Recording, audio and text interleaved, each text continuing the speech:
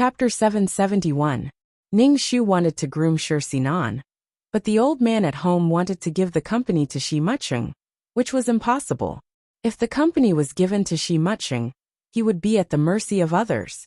Besides, by letting Sinan work, she wouldn't have the time to grieve over the passing of spring, and let her see the cruelty of life. Come to work at the company, and we can see each other and talk every day. Ning Shu smiled. Sinan was about to cry.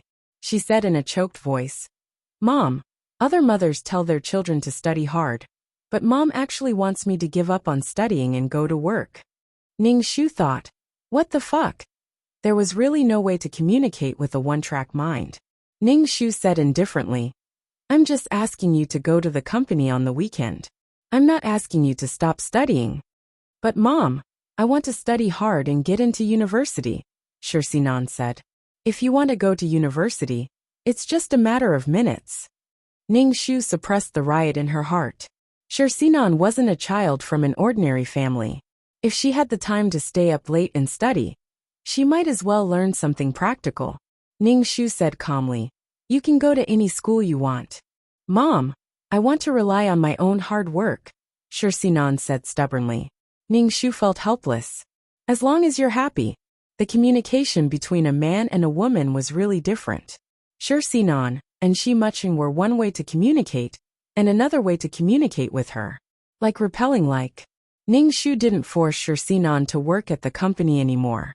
With Shi Mucheng in the company, wouldn't that be giving Shi Mucheng a chance to flirt with Sinan? After sending Sinan to the school gate, Ning Shu said indifferently, "Be careful." Sinan pursed her lips. "Mom, drive carefully." Ning Shu nodded, started the car, and left.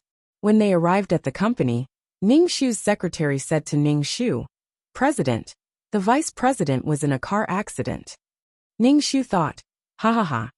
Ning Shu looked very puzzled. "How did it happen?" "The car spontaneously combusted," the secretary said. He had only spontaneously combusted. He thought it was a car crash. Ning Shu asked, "How is the vice president now?" Ning Shu did that just because he wanted Shi Mucheng's car to break down and wait for his car to be repaired before he tampered with it. "The vice president is fine. The car caught fire and he jumped out of the car," the secretary said. But when he jumped out of the car, his body was grazed by the car next to him. Ning Shu, what a pity. Sure enough, he was an unkillable cockroach. How could the male lead die like this? "Are you in the hospital now?" Ning Shu asked. The secretary nodded. Ning Shu didn't go to see Shi Mucheng, and started to get busy with the company's matters. Fortunately, Ning Shu had learned how to manage the company when he was the president. She had already been a male CEO. Now she was going to be a female CEO. When it was time to get off work, Ning Shu was ready to go to the hospital to see Shi Mucheng. He asked the secretary for the address of the hospital. In the end, when they arrived at the hospital, they were told that Shi Mucheng had been discharged. Ning Shu. It was probably just a graze, and he had to come to the hospital to apply some medicine. Otherwise, he would have been discharged in less than a day. Why did she go through so much trouble to cut the oil pipe? Ning Shu drove back to the villa.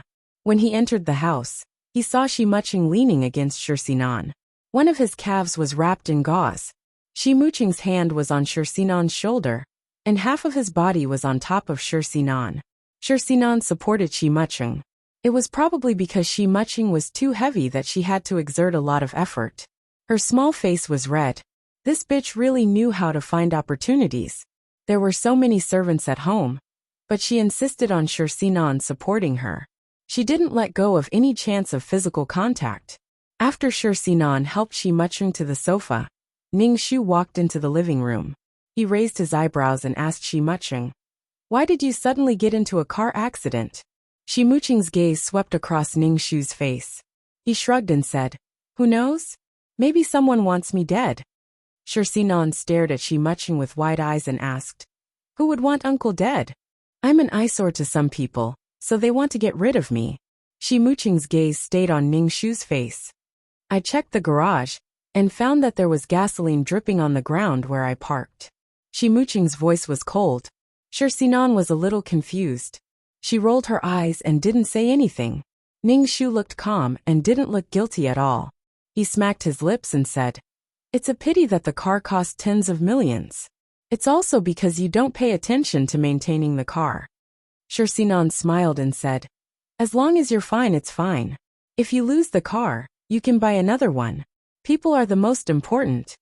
Ning Shu was speechless. Although he knew that Shursinan had white eyes, he didn't expect it to be like this. Ning Shu found it especially ridiculous that she said such things when she didn't have any financial ability. Shursinan didn't have any concept of money.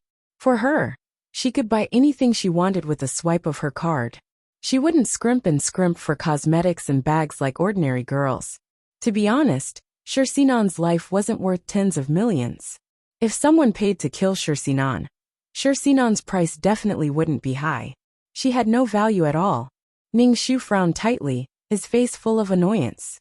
Shi Muching just smiled coldly and glanced at Ning Shu's face. Finally he said, "Sister, you have crow's feet at the corners of your eyes. You have to take care of yourself. Don't get angry so often. Be more open-minded.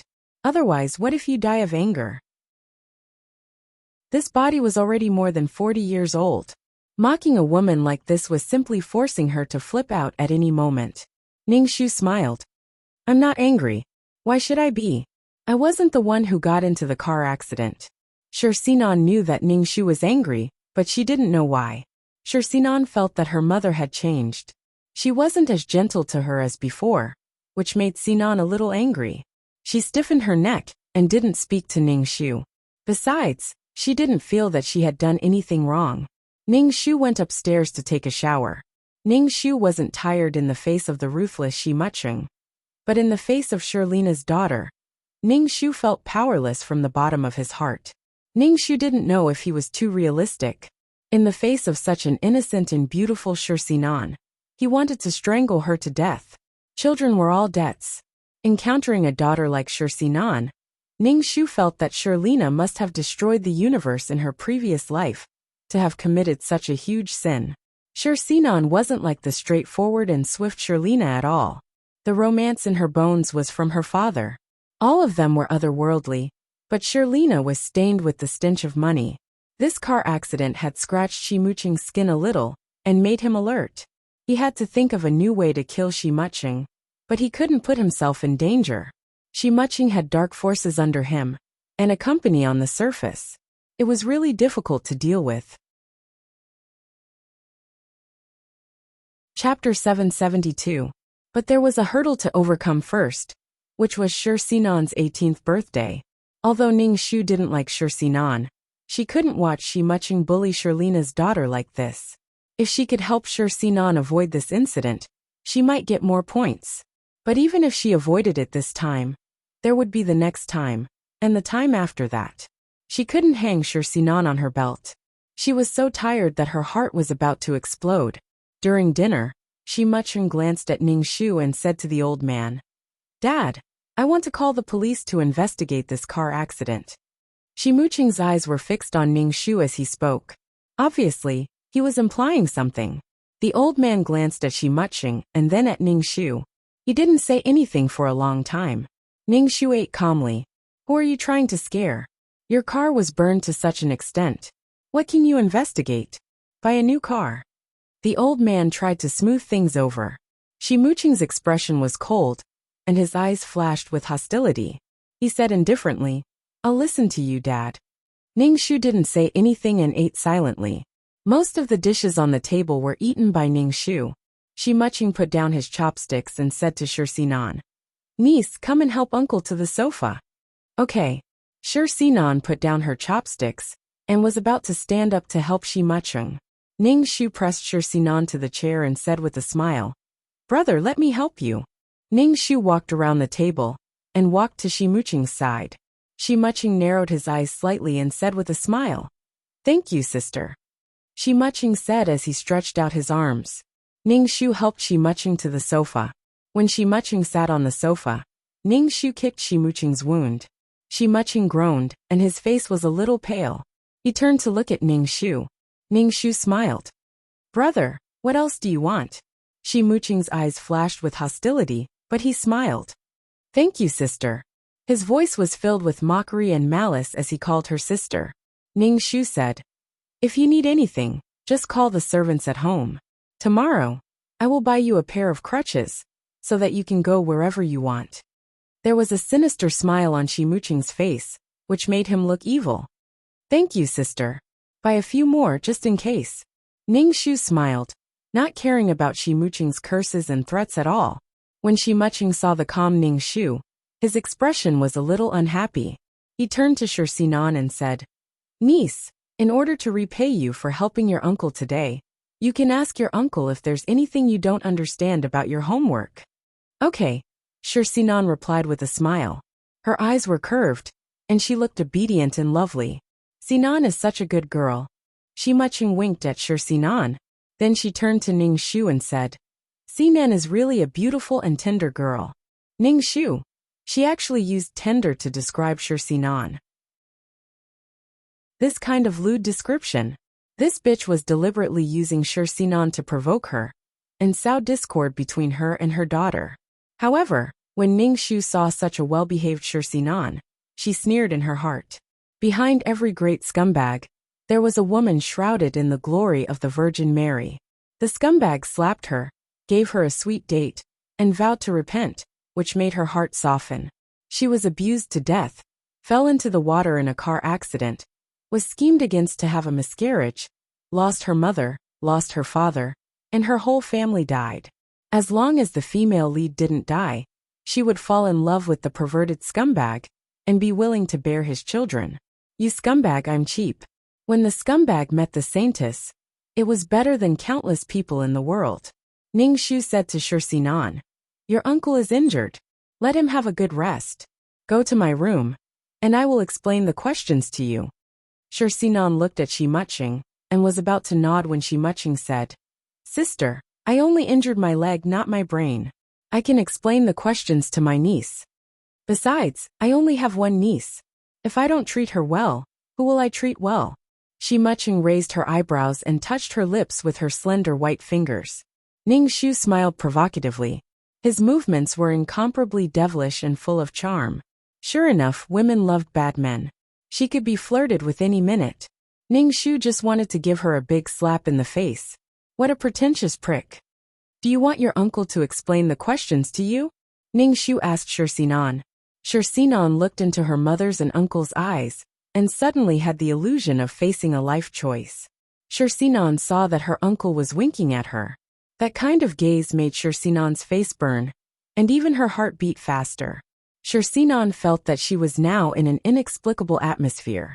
Ning Shu walked over, put her hand on Shursinan's shoulder, and led her upstairs. Some things are more convenient for us women to talk about. When Shursinan went up the stairs, she couldn't help but look back at Shimuching. Shimuching had an ambiguous smile on the corner of his mouth, which made Shursinan blush again. Shursinan couldn't help but cover her heart, feeling that her heart was beating wildly. In the bedroom, Ning Shu looked at Shursinan. Shursinan felt a little uncomfortable and said, "I'm going to take a shower." She hurried into the bathroom. In the face of Shimuching's deliberate approach, how could the pure and innocent Shursinan resist? Shursinan took a shower, and her skin was tender and rosy. No wonder she could attract wolves. Ning Shu said to Shursinan, "Sinan, after your 18th birthday party, I plan to send you abroad to further your studies." Leaving Shimuching was the best choice. She might not be able to guard against wolves every day. Besides, in the face of Shimuching's deliberate teasing, how could she resist with her looks and money? Shursinan was stunned for a moment and said in confusion, "Mom, why are you suddenly sending me abroad? I'm going to take the college entrance exam soon." Ning Shu said, "After careful consideration, I feel that going abroad is the best training for you. The children of rich families of your age have all gone abroad." Shursinan looked at Ning Shu with tears in her eyes. "Mom, you don't love me anymore. You made me go to work before, and now you want me to go abroad." Ning Shu, "I just want to rely on my own efforts to get into college and live an ordinary college life." Shursinan looked at Ning Shu pitifully. Ning Shu stared straight at Shursinan. "Give me back the card, and go live an ordinary college life." "What ordinary life? Why were people so greedy? They only cared about enjoying themselves and not taking responsibility. They enjoyed a rich life that others couldn't enjoy in their lifetime. They wanted freedom, and they also wanted freedom in love. Get lost, get lost, get lost. Mom, I don't want to go abroad. Sinan was a little afraid of life abroad, and she had never left her family. Ningshu said tiredly, "We'll talk about this after the birthday party." Mom! Sinan couldn't help but shout, her voice full of accusation. Chapter 773. Seeing that Ningshu was ignoring her, Sinan was very angry. She took her things and rushed out of Ningshu's room. Ningshu didn't coax Sinan. She wasn't her biological mother, so he didn't care about her at all.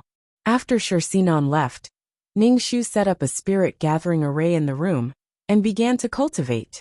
Sinan was the main character, so she couldn't die. The unlucky one was a cannon fodder like her, so she had to increase her strength. Sinan returned to her bedroom, turned on the light, and saw Shimuching lying on her bed. His shirt was unbuttoned, revealing his strong chest. Her uncle's head was resting on her pillow.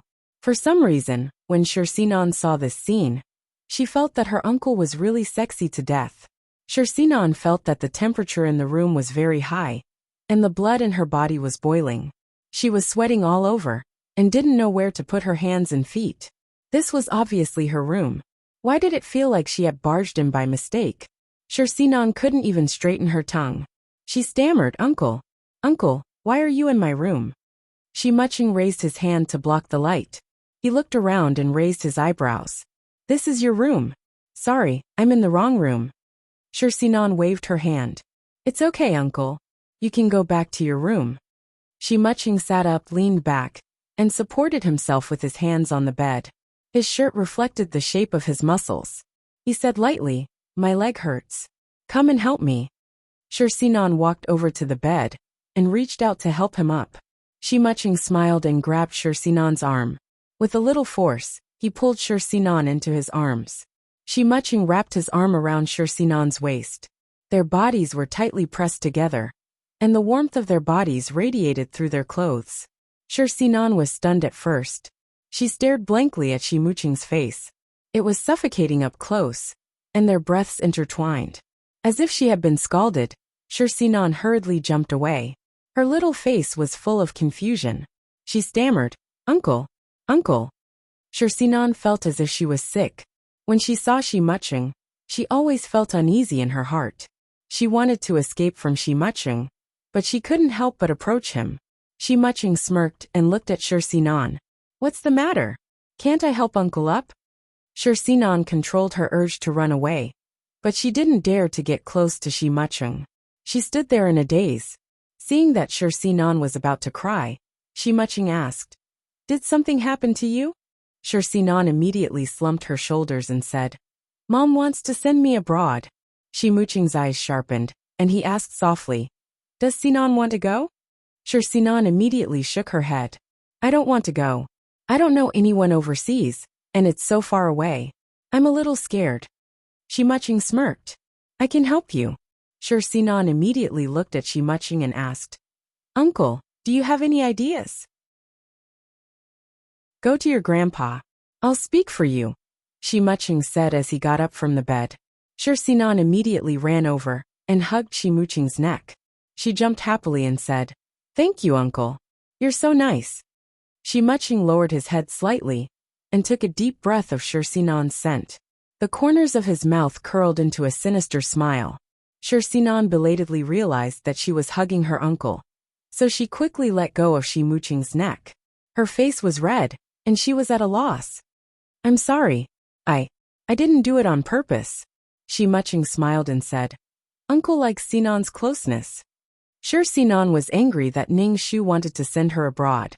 When she saw Ningshu the next morning, she didn't even greet him. She just puffed up her cheeks and huffed angrily. During breakfast, Sinan said coquettishly to Old Master Shi, "Grandpa, I don't want to go abroad." Old Master Shi was stunned.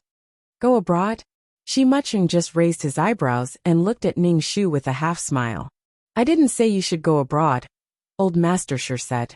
Sinan immediately said, Mom said I should go abroad. Grandpa, I don't want to leave Grandpa. Grandpa. Sinan shook old Master Shi's arm, leaving him at a loss for a moment. He quickly said, Okay, you won't go abroad. You're such a pretty girl.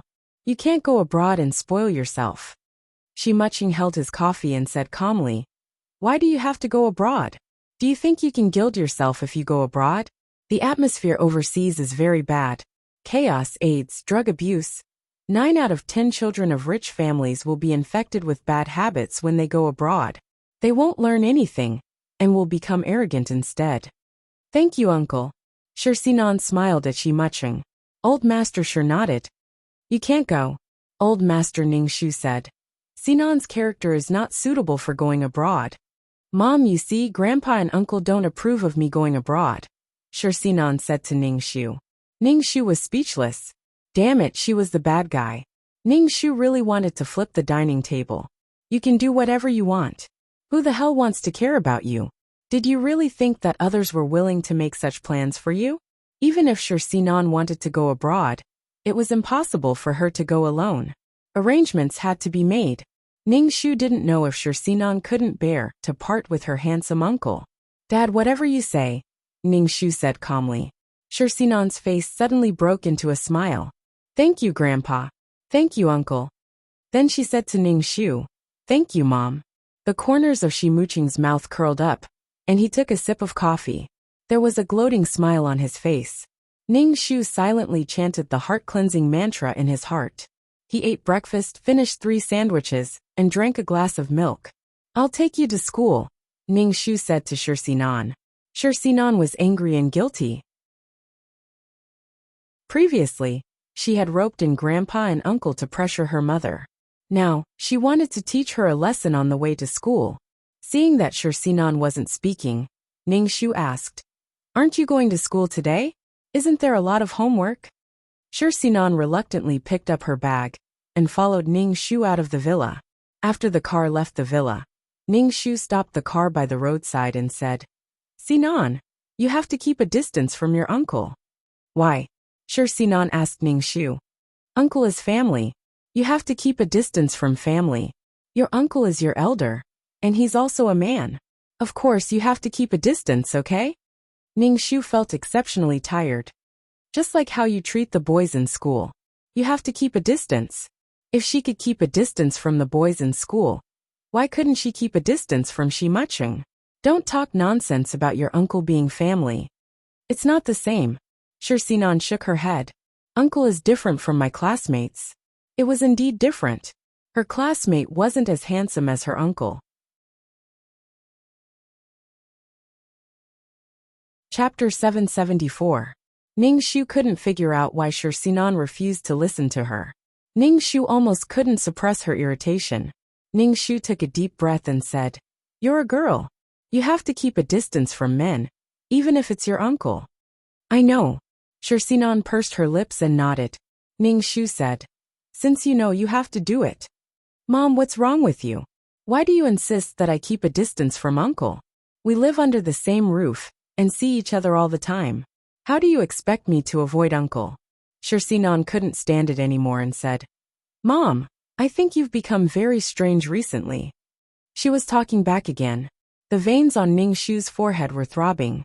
Was she supposed to say that her uncle wanted to sleep with her? She was an obedient little bunny in front of Muching. But in front of her mother, she was full of confidence. She gave birth to you and raised you, but she still had to put up with your little temper. I'll do whatever I say. Ningxu grabbed Sinan's arm tightly and squeezed it hard. If you have any opinions, keep them to yourself. Mom, you're hurting me. It hurts. Sinan's little face was contorted in pain. Mom, it hurts. Ningxu let go of Sinan's arm. With tears in her eyes, Sinan turned and opened the car door to leave. Ningxu grabbed Sinan and asked, Where are you going? We're going to school now. Sinan cried and shouted at Ningxu, Mom, you're too much. You're blaming me for something for no reason. You weren't like this before. Then what do you want me to do? Ningxu looked at Sinan coldly. Sinan bit her lip tightly. I feel that Mom doesn't love me anymore. If I say a few words to you, it means that I don't love you anymore. Fine, I don't love you anymore, Ning Shu said lightly. Mom! Shirsinan shouted loudly. Her voice was unusually ear-piercing in the car. Ning Shu picked his ear and slapped Shirsinan's face. Keep your voice down. I'm not deaf. He had wanted to fight for a long time. Slap! The loud slap stunned Shirsinan, as if she had been slapped silly by Ning Shu. Shirsinan covered her face and looked at Ning Shu in a daze. Mom, you hit me. Shirsinan's tears streamed down her face. Mommy, you hit me. Shirlina could never bear to lay a hand on Shirsinan. She wouldn't even move a hair on her body. This was the first time in 18 years that she had been slapped in the face. Slapping someone in the face was an extremely insulting way of hitting someone, and Shirsinan's self-esteem couldn't take it. Shirsinan opened the car door and was about to dash off when Ning Shu grabbed her and pulled her back into the car seat. Sit properly. Mom, how could you do this? Shirsinan cried. Mom! Shut up. Don't shout again, Ning Shu said coldly. He locked the car door and drove to school. Along the way, Shirsinan cried and covered her stinging face. Her nose was bright red, and she looked very pitiful. When they arrived at school, Ning Shu pulled Shirsinan to the principal's office and told the principal that she wanted to transfer schools. Upon hearing that, Shirsinan forgot to cry. Ning Shu shouted, Mom, why do you want to transfer schools? I don't want to transfer schools. Ning Shu ignored Shirsinan. He took Shirsinan's school record from the school and stuffed her into the car. Shirsinan cried and hit the car window. Mom, don't do this to me. Ning Shu ignored the pitiful Shirsinan. He wouldn't listen to her no matter what she said. He couldn't be bothered to talk to her now. Ning Shu drove the car. Shirsinan grabbed Ning Shu's arm and begged Ning Shu. Mom, I don't want to transfer schools. I'm going to college soon. Ning Shu shook off Shirsinan's hand. He was driving now. If he grabbed her hand, she would die in a car accident. Ning Shu's face was cold. Shirsinan sobbed and took out her phone to call Old Master. Ning Shu grabbed Shirsinan's phone and threw it on the seat of longevity noodles. Shirsinan looked at Ning Shu in shock, and her tears flowed even faster. Mom, how could you do this? You're too much. Mom, I don't want to transfer schools. Can you respect my wishes? I'm not a puppet doll. Shirsinan broke down and shouted at Ning Shu. Ning Shu glanced at Shirsinan coldly. What do you mean by respecting your wishes? Right now you're eating my food, wearing my clothes and relying on me to survive. When you can support yourself and have the confidence to do so, you can talk to me about your wishes and freedom. Ning Shu drove to the school in the suburbs. This was a military-style school that was completely closed off. Shirsinan stood at the school gate and looked at the high walls. The school gate was a high iron gate, and she couldn't hear anything inside at all. Shirsinan was a little scared. Ning Shu shouted, Mom! Ning Shu pulled Shirsinan into the school and transferred Shirsinan's school record. Mom, don't do this to me. What did I do wrong? Shirsinan cried and shouted at Ning Shu. I don't want to be in this school. This school's facilities couldn't compare to the previous private school. In the past, the students who were in the same school as her were all of the same level, and their families were all rich and powerful. Shirsinan was a little scared to adapt to a new school. Don't you want to rely on university? In this school, you can study without any distractions. Ning Shu handed Shirsinan over to her form teacher.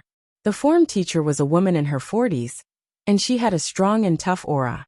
Ning Shu donated computers and some sports facilities to the school on the condition that Shirsinan was trained well.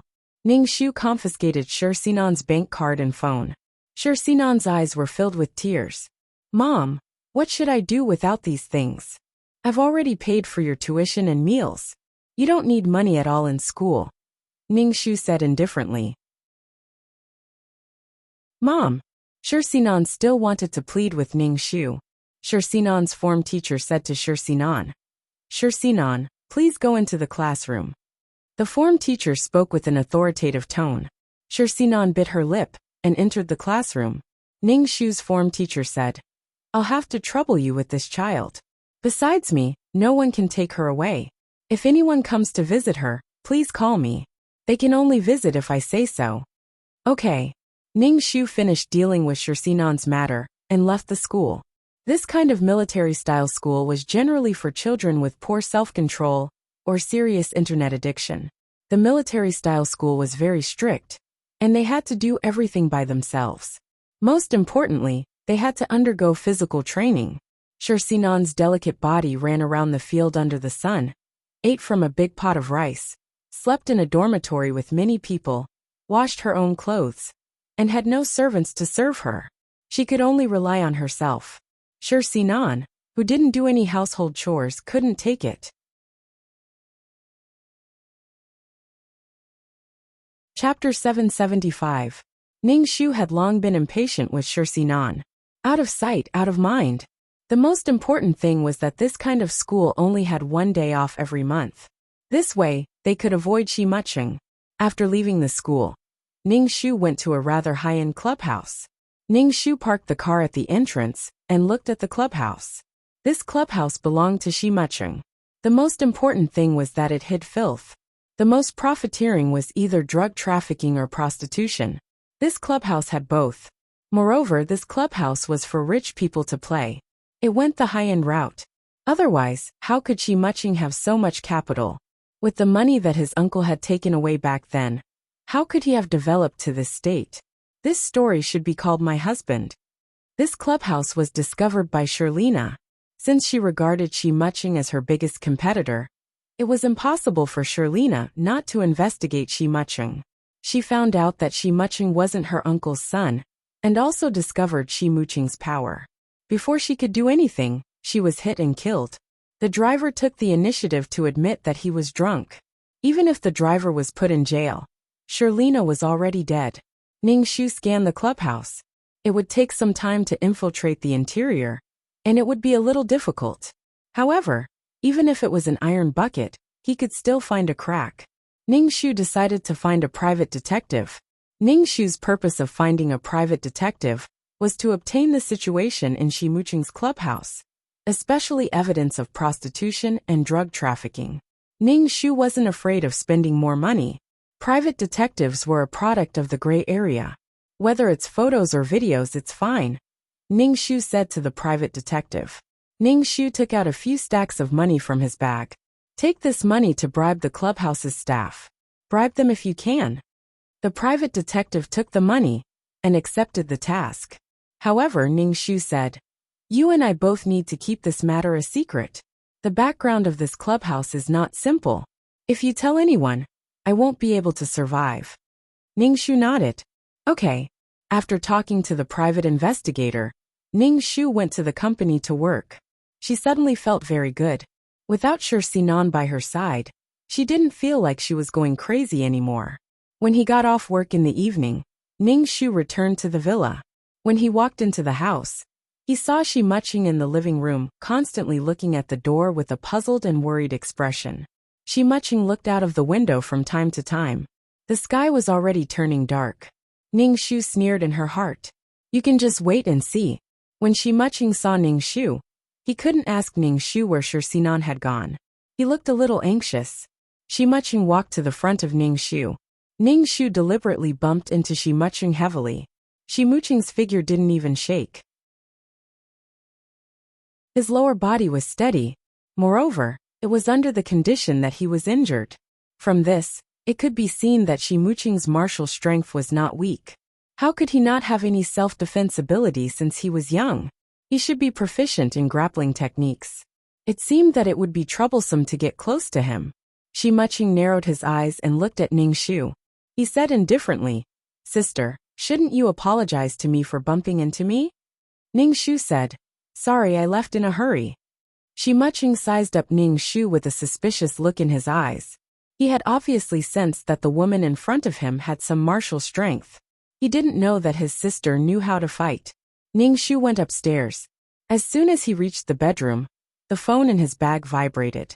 It was Shirsinan's phone. Ning Shu hung up the phone, took out the SIM card, threw it into the toilet, and flushed it away.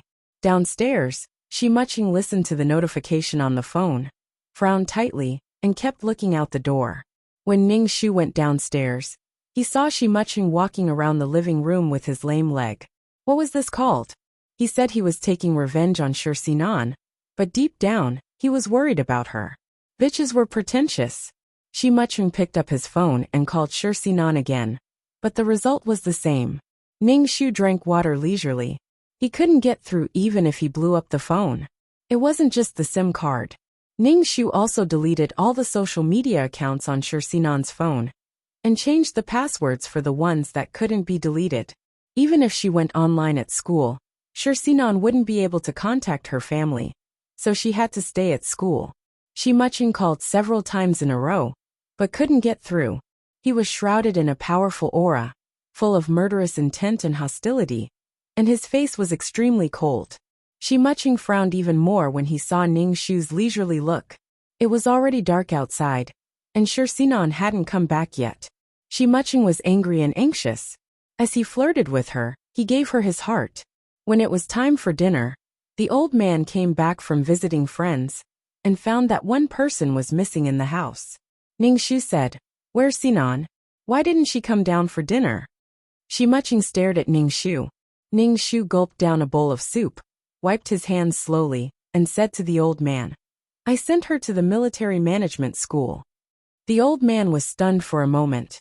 "Why did you suddenly send her to such a school? Sinan won't be able to take it. And there are very few school holidays like this." The old man looked at Ningshu. "You've been too strict with Sinan recently." Ningshu said indifferently, "Sinan isn't young anymore. She'll be 18 in a few days. It's time for her to know." Shimuching clenched his chopsticks so tightly that his knuckles turned white, and he looked at Ningshu with a bone-chilling gaze. The old man said again, "It's Sinan's 18th birthday party in a few days. I'll pick her up for the party, and then send her back to school." Ningshu said indifferently, "Up to you. You're the one in charge now." The old man was rarely in charge now. He was in a state of retirement, and when he had nothing to do, he would do some elderly activities with people his age. However, the old man had the most shares in his hands.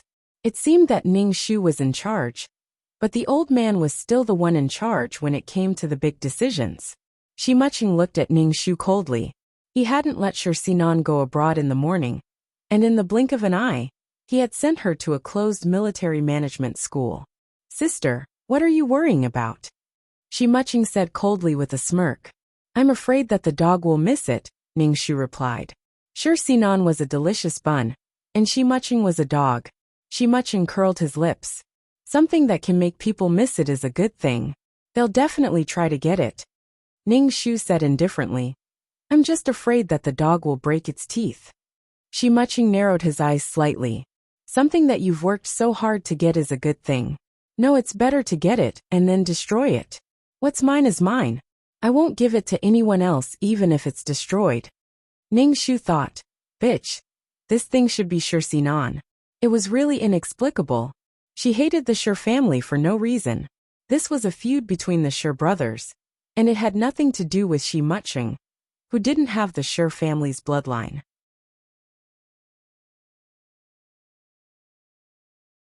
Chapter 776. He didn't know where Shimuching got his confidence from. It was as if everyone owed him something. The Shi family's matters had nothing to do with him. First, he killed Shirlina and took the position of CEO of the company. Then he killed old Master Shi and obtained his shares. After that, he fell in love with Sinan and hurt each other. Oh, in the end, he found out that he had been tricked by his adoptive father. The truth was not what his adoptive father had said, and he vowed to confess to Sinan. Finally, there was a happy ending. Lunatic, go to hell. The next day, Ningshu received a call from Sinan's form teacher, saying that someone had come to visit Sinan at school. It was a man, Ningshu. He was really in a hurry to visit Sinan early in the morning. Ningshu said directly to the form teacher, "No visits. Don't worry about him. No one can visit except me." The form teacher agreed and hesitated for a moment before saying, "Student Sinan isn't used to school life." Sinan's state in school could be said to be outstanding. She was completely out of it. She didn't know how to fold her blanket, and didn't know how to line up for food. In any case, She was just dumbfounded and looked like a retard. Ning Shu said indifferently, "It's okay. She'll get used to it after a long time. Teacher, you don't have to be polite with her." Shi Mucheng, who didn't see Sinan, came back and threw the jacket in his hand heavily on the sofa. He looked at Ning Shu with a cold, murderous gaze. Ning Shu smiled. "Brother, why are you so angry early in the morning?" It was hard for him to run to see Sinan when his leg was injured. It would be strange if he saw her. Shi Mucheng's lips curled into a cold smile. He was expressionless and no longer angry. He said in a mocking voice, "I was bitten by a mad dog." "Brother, you have to be careful. Mad dogs are poisonous," Ning Shu said with a smile. Shi Mucheng walked over to Ning Shu with his long legs and looked down at Ning Shu. "I see that your sister is also a martial artist. Why don't the two of us exchange pointers?" Ning Shu shook his head. "Little brother's leg is still injured. How can big sister bully him?" Shi Mucheng said carelessly, "Ignore it. I've suffered more serious injuries before. When my sister lived in a luxurious house, I had to fight with some hooligans just to get some food." "Ning Shu, what does it have to do with me? What's wrong with living in a big house?" Shi Mucheng had a hard time when he was young. His cheap uncle beat and scolded him. If he didn't do well, he would beat him. Then, Shi Mucheng transferred this resentment to the old man. "Ha ha ha ha." Ning Shu rolled up his sleeves and lightly said, "Little brother, you have to yield to this big sister." Shi Mucheng coldly curled his lips and reached out to grab Ning Shu's shoulder. His long legs swept towards Ning Shu's lower body like the wind. His attack was very ruthless. Ning Shu grabbed Shi Mucheng's hand that was on his shoulder and kicked Shi Mucheng's leg that was sweeping towards him. It felt as if he had kicked an iron plate. Ning Shu's leg was numb from the shock. Ning Shu turned his body and wanted to throw Shi Mucheng over his shoulder. However, Shi Mucheng's body was very strong. Ning Shu couldn't carry him over his shoulder for the first time. Shi Mucheng smiled coldly and moved closer to Ning Shu's ear. He whispered, "Big sister, is this taking the initiative to crawl into little brother's arms?" Ning Shu's ears twitched. Shi Mucheng's hot breath blew into his ear. Ning Shu had goosebumps all over his body, and his hair stood on end. So disgusting. Ning Shu mobilized the strength in his body and used all his strength to heavily throw Shi Mucheng to the ground. Shi Mucheng smashed onto the ground with a bang. Shi Mucheng groaned.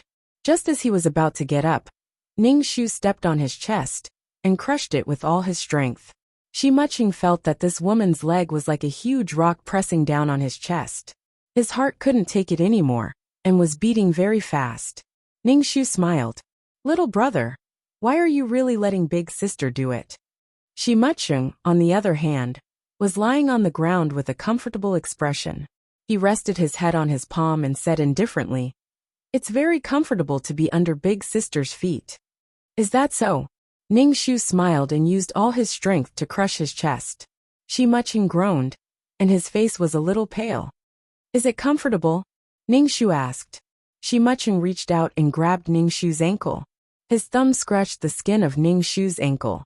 Ning Shu said, "Big sister's ankle is very beautiful," Shi Mucheng said as he put his hand to the tip of his nose and took a deep breath. "It's very fragrant." Shi Mucheng looked at Ning Shu and smiled evilly.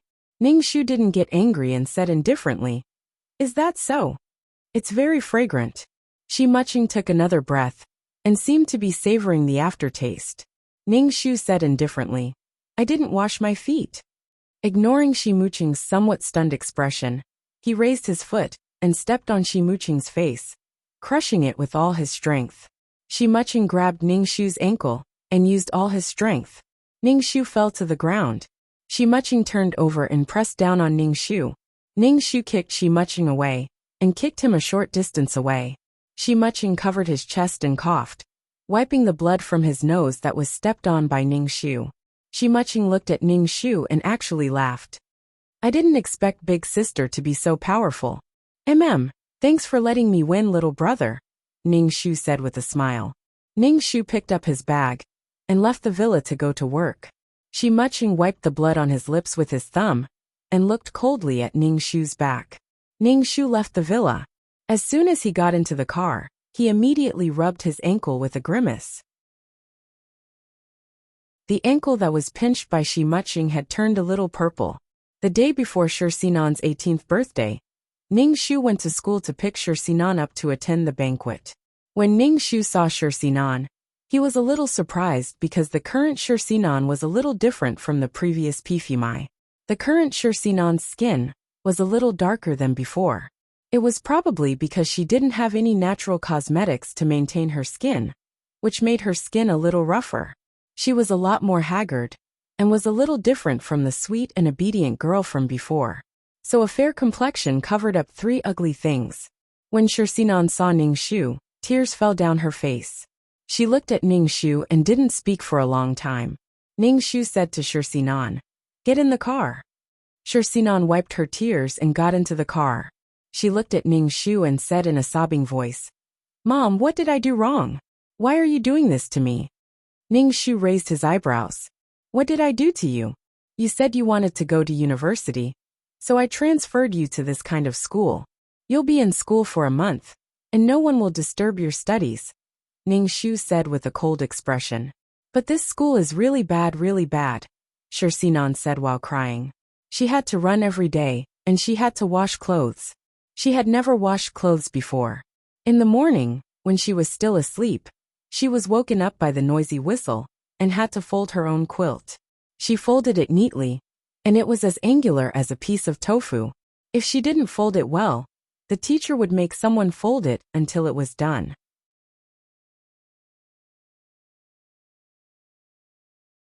Chapter 777.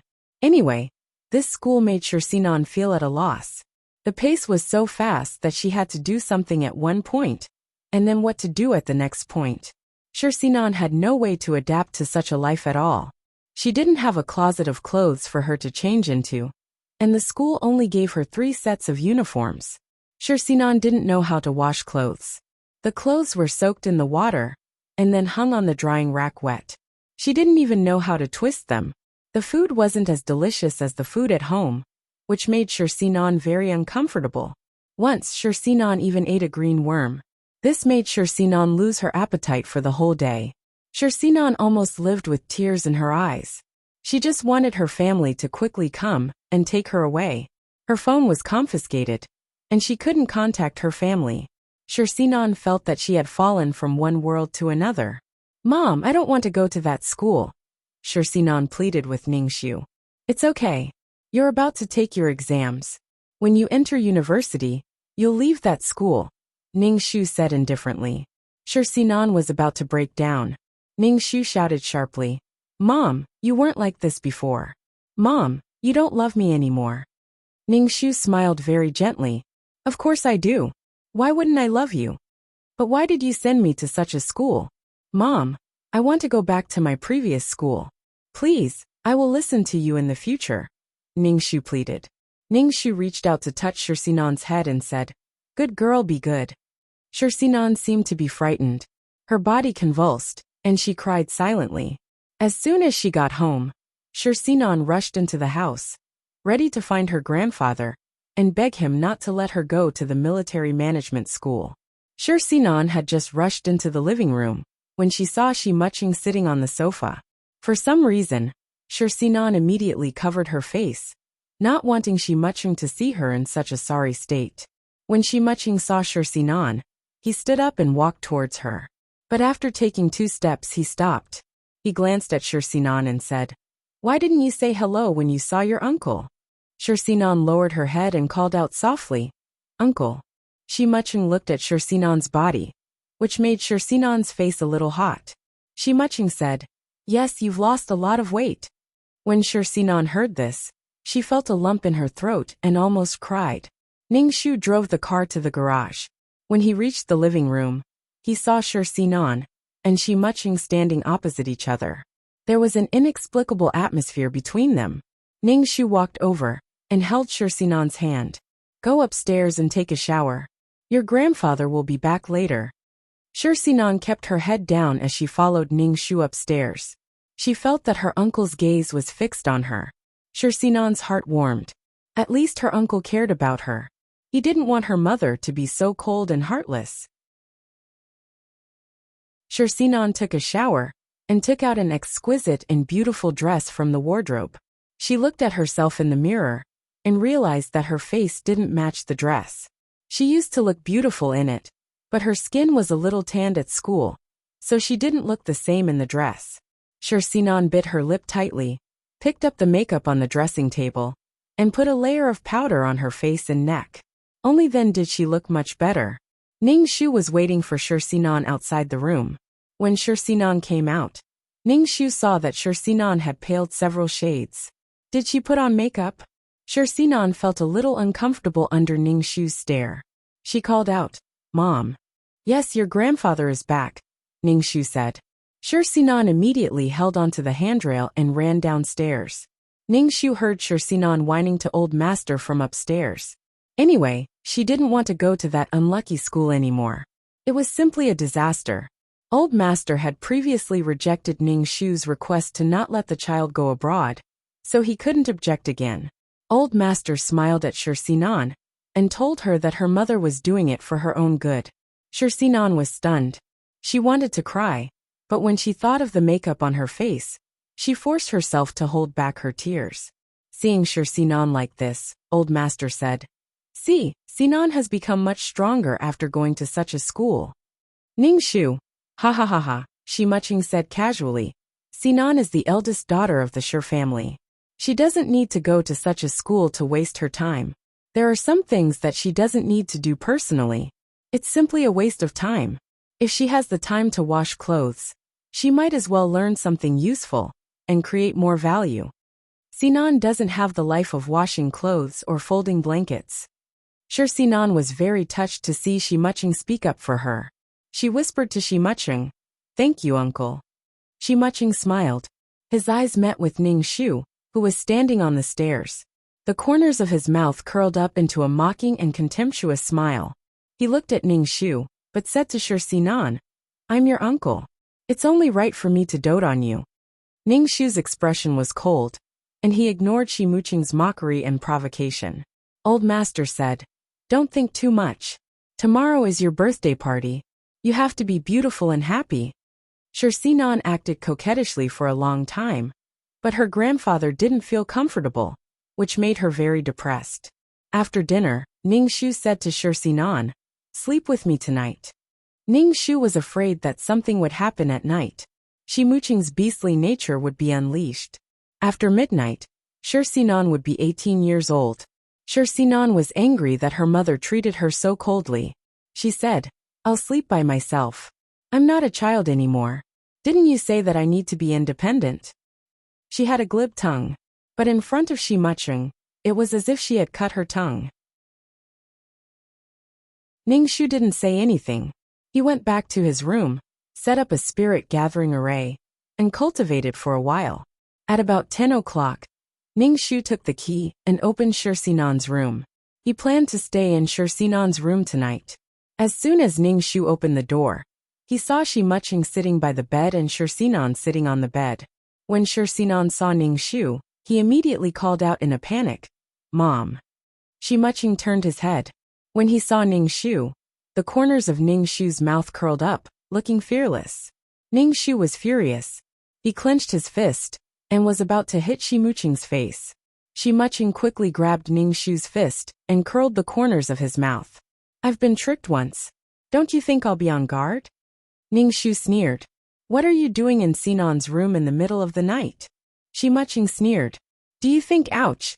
Before Shimuching could finish speaking, he felt a sharp pain in his lower body. He looked down and saw a foot on his manhood. The man's weak spot was hit hard, and Shimuching immediately bent over in pain. Ning Shu withdrew his fist from Shimuching's hand. He didn't have hands, but he had feet. "Uncle." Sinan looked at Shimuching worriedly.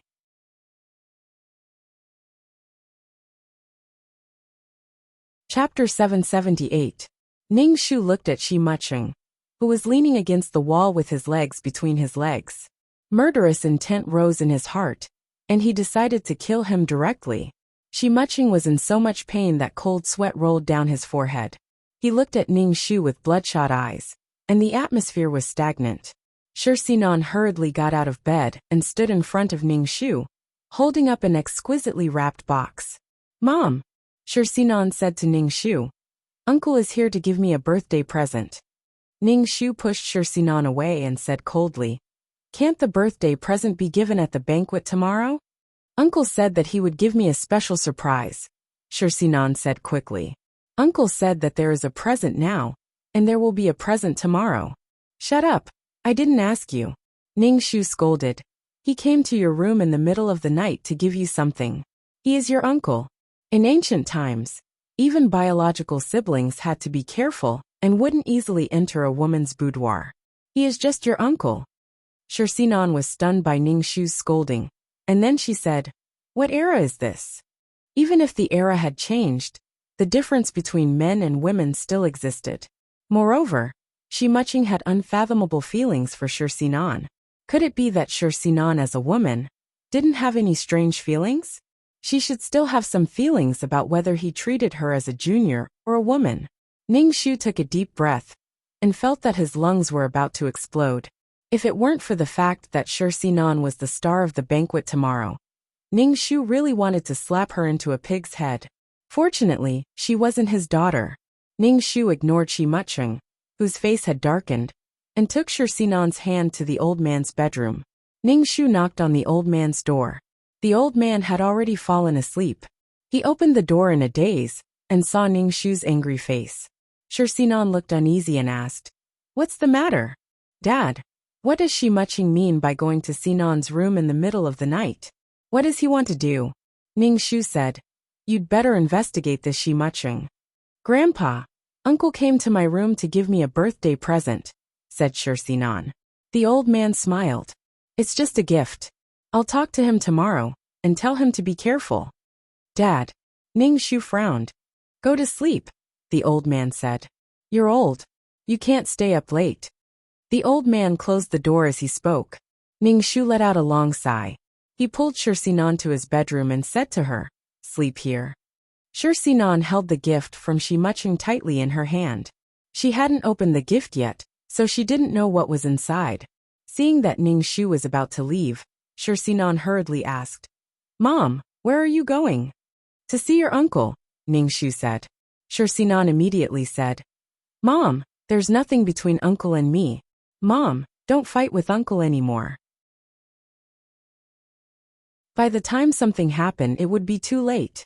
Ning Shu wanted to directly cripple Shimuching, but Shimuching was a gangster and was very vigilant.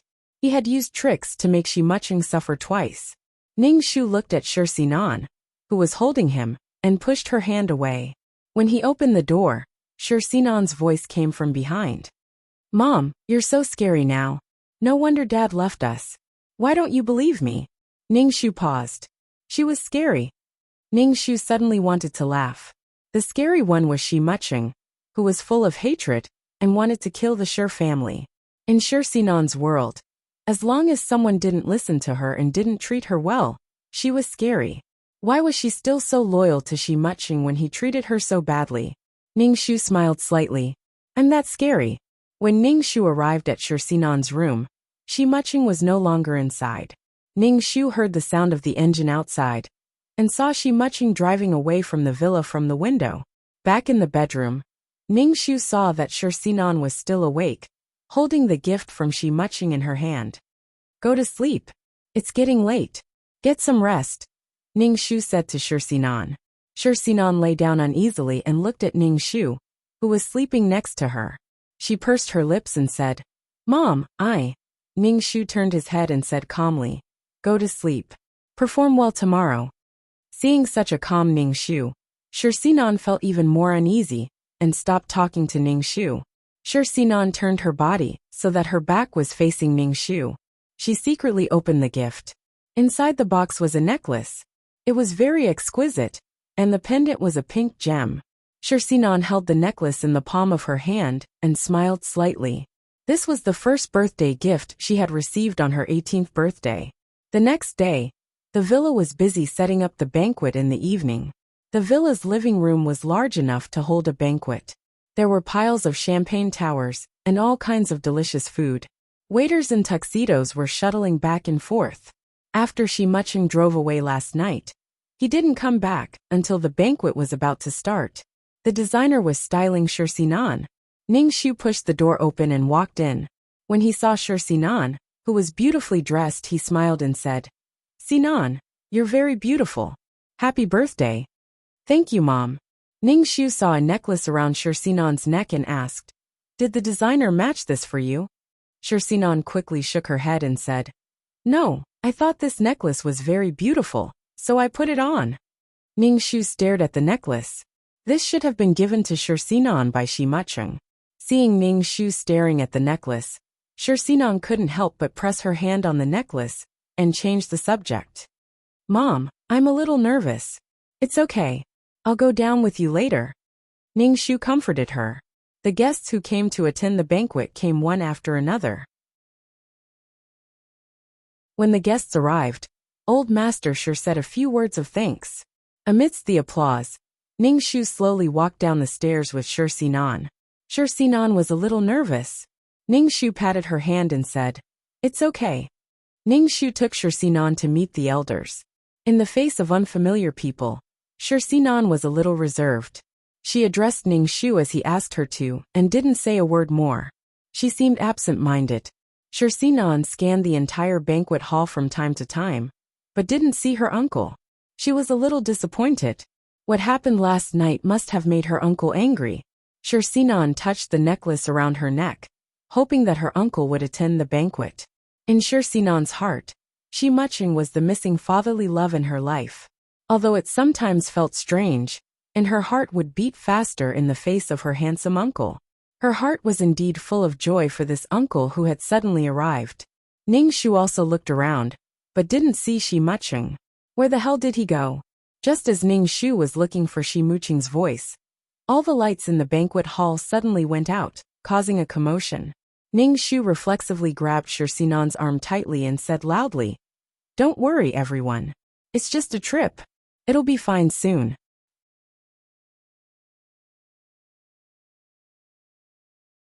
Chapter 779. The power suddenly went out, and the bright environment suddenly turned dark. It was so dark that one couldn't even see their fingers. Ning Shu grabbed Shi Sinan's arm tightly and waited for the lights to come on. Many people took out their phones, which lit up the banquet hall. Ning Shu vaguely saw someone walking straight towards Shi Sinan. It looked like Shi Mucheng. Shi Mucheng whispered something in Shi Sinan's ear and left. Without the light, Ning Shu couldn't see Shi Mucheng's and Shi Sinan's expressions clearly, nor could he hear what Shi Mucheng said to Sinan. Shi Mucheng left after saying a few words to Shi Sinan. After Shi Mucheng left, Shi Sinan said to Ning Shu, "Mom, I'm going to the bathroom." "Wait a minute. Wait for the electricity to come." Ning Shu was still holding Shi Sinan's arm tightly. "What did your uncle say to you just now?" Ning Shu asked. "No, nothing." Shi Sinan stammered. Ning Shu asked suspiciously, "Is it really nothing? I'm your mother. You can tell me anything." "That's right. Uncle prepared a birthday surprise for me and asked me to go out," Shi Sinan said. Ning Shu's face hardened, and he tightened his grip on Shi Sinan and said, "You're the star of the banquet. How can you suddenly run away?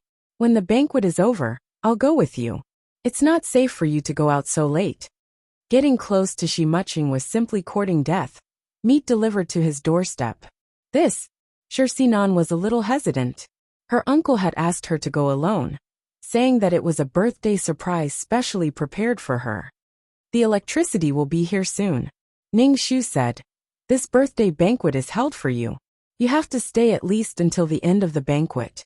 As a rich young lady, can't you even tolerate this?" Shi Sinan wanted to leave more and more.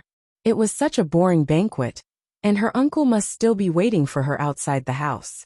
Shi Sinan suddenly pulled Ning Shu's hand away and said, "Mom, I'll be back soon." After saying that, Shi Sinan disappeared in a puff of smoke.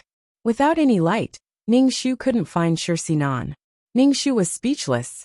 Ning Shu lifted her skirt and ran out of the banquet hall. She saw a car drive away. Ning Shu looked at the disappearing taillights and sneered. The plot was irreversible. No, what was irreversible was not the plot, but the human heart. That handsome uncle of his was always right. "You're so handsome. Everything you say is right." Ning Shu turned around and returned to the banquet hall. The banquet hall suddenly became bright as the electricity came. Ning Shu walked over to his father, who was talking to someone else, and said, "Dad, I have something to tell you."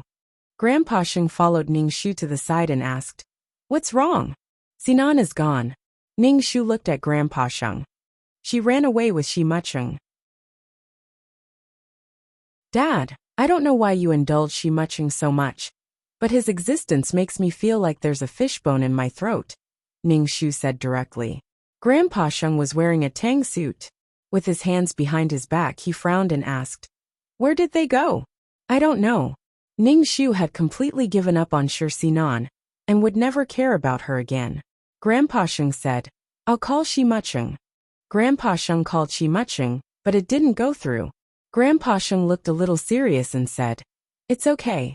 They'll be back soon." Ning Shu was very dissatisfied with Grandpa Sheng's protection of Shi Mucheng. She said, "Dad, why are you so good to Shi Mucheng? He doesn't have the blood of the Shi family in him at all." Grandpa Sheng looked at Ning Shu. "Lena, you've lost your cool." "Ning Shu, if you knew that the son in your household register was going to sleep with your granddaughter, you wouldn't be so calm." "Dad, Shi Mucheng isn't Uncle's son. Otherwise, why isn't his surname Shi?" Ning Shu asked. "Have you investigated it clearly?" "Shi Mucheng followed his mother's surname," Grandpa Sheng said. Ning Shu held her forehead and couldn't help but shake her head. "Dad, you're really old and muddle-headed." Ning Shu frowned. Grandpa Sheng was a business figure. How could he do such a stupid thing? Back then, Uncle had stolen the company's money and couldn't hold on without money. It was Grandpa Sheng who thought of a way to save the company.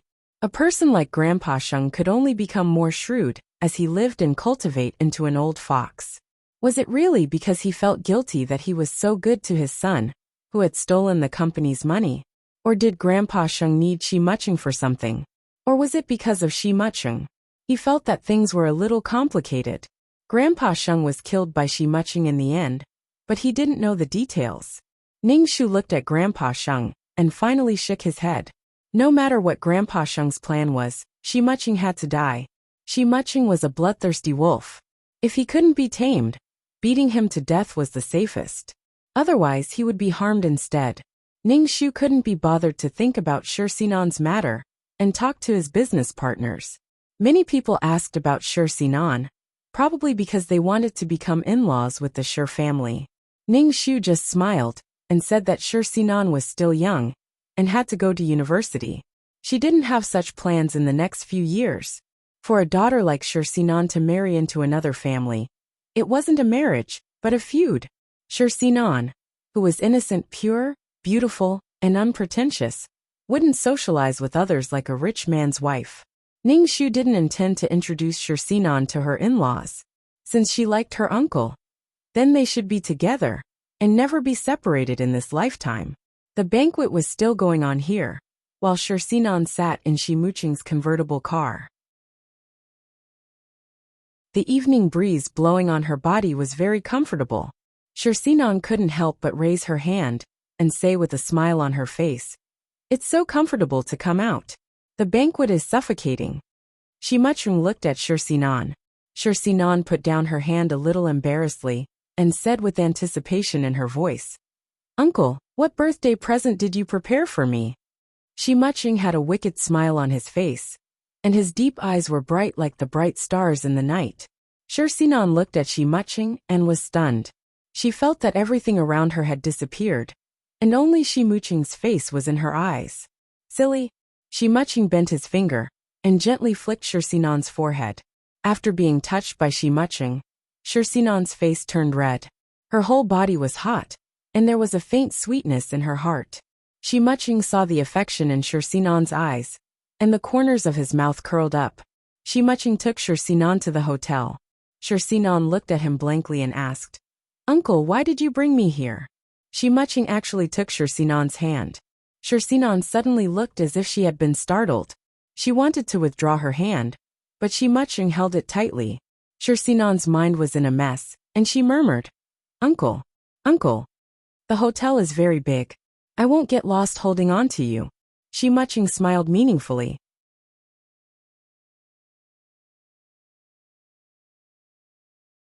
Chapter 780. Shi Sinan let Shi Muching hold her hand as they entered the hotel. Shi Muching pushed open the door of the suite. It was a presidential suite, but the interior was decorated like a dream. Shi Sinan was amazed, as if she had entered a castle. Shi Sinan walked into the room and said to Shi Muching in surprise, "Thank you, uncle. I like it very much." Shi Muching took out a shiny crown from behind him and put it on Shi Sinan's head. The diamond shone brightly under the light. "In my heart, you are a princess waiting to be rescued in the castle." Shi Muching's low and magnetic voice had a fatal attraction in such an environment. Shi Sinan's face flushed red. She touched the diamond crown on her head with a bright and sweet smile on her face. "Thank you, uncle." Shi Muching looked at Shi Sinan's smile, and his eyes deepened. He kissed Shi Sinan's forehead. Shi Sinan was a little stunned. She took 2 steps back in shock, but fell onto the sofa. Shi Muching's lips curled into a doting smile. He supported himself on the sofa and pressed Shi Sinan under him. "Why are you so careless?" Shi Sinan's heart was beating like thunder. The uneasiness in her heart made her tremble slightly in fear. Her woman's intuition told her that what happened next would be beyond her imagination. Shi Sinan put her hands on Shi Muching's chest and tried to push him away, but she couldn't. Shi Muching held Shi Sinan's hand and lowered his head to kiss her lips. It was very sweet. Shi Muching held the back of Shi Sinan's head and plundered her sweetness. Shi Sinan's mind was blank. She didn't know anything and was in a daze. The electric current on her lips spread to every corner of her body, making her body extremely weak. It was as if her soul had left her body. Shi Muching let go of Shi Sinan. When he saw Shi Sinan's appearance, he chuckled softly and picked up the dazed Shi Sinan. Shi Sinan immediately reacted and struggled, but Shi Muching held her tightly, and she couldn't break free. "Niece, uncle will make you very happy." Shi Muching's voice was bewitching, like a demon tempting the world. "No, no." The next day, the sun shone into the hotel room. There were messy clothes on the floor, and the two of them slept in each other's arms. Shi Sinan's eyelashes trembled as she opened her eyes. When she saw her uncle's exquisite and handsome face, Shi Sinan hurriedly sat up, but the blanket slipped off. Shi Sinan hurriedly wrapped the blanket around her chest. Shi Muching woke up in a daze. When he opened his eyes and saw Shi Sinan, he abruptly turned over and pinned her down. "Uncle, you can't." Shi Sinan was about to cry. She actually had such a relationship with her uncle. Shi Muching said with an evil smile, "Why not?" "No, no." Shi Sinan hurriedly shook her head. "You're my uncle and my mother's younger brother." "Little brother, my little brother is in your body." Shi Muching laughed softly. Shi Muching kissed Shi Sinan. Shi Sinan resisted, but her eyes were a little dazed. It was as if all the strength in her body had been sucked out by Shi Muching. After Shi Muching kissed her, he said with an evil smile, "Your mouth says no, but your body is very honest." Shi Sinan felt embarrassed and uncomfortable. She begged Shi Muching, "Uncle, don't tell Grandpa and Mom about this. I beg you." Shi Muching's eyes deepened, and he said in a hoarse voice, "I like it when you call me uncle under me.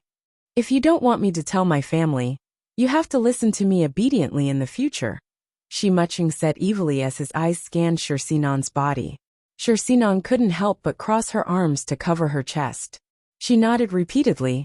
"I'll definitely listen to you, uncle. Don't tell anyone else, uncle." "Good girl." Shi Muching smiled wickedly.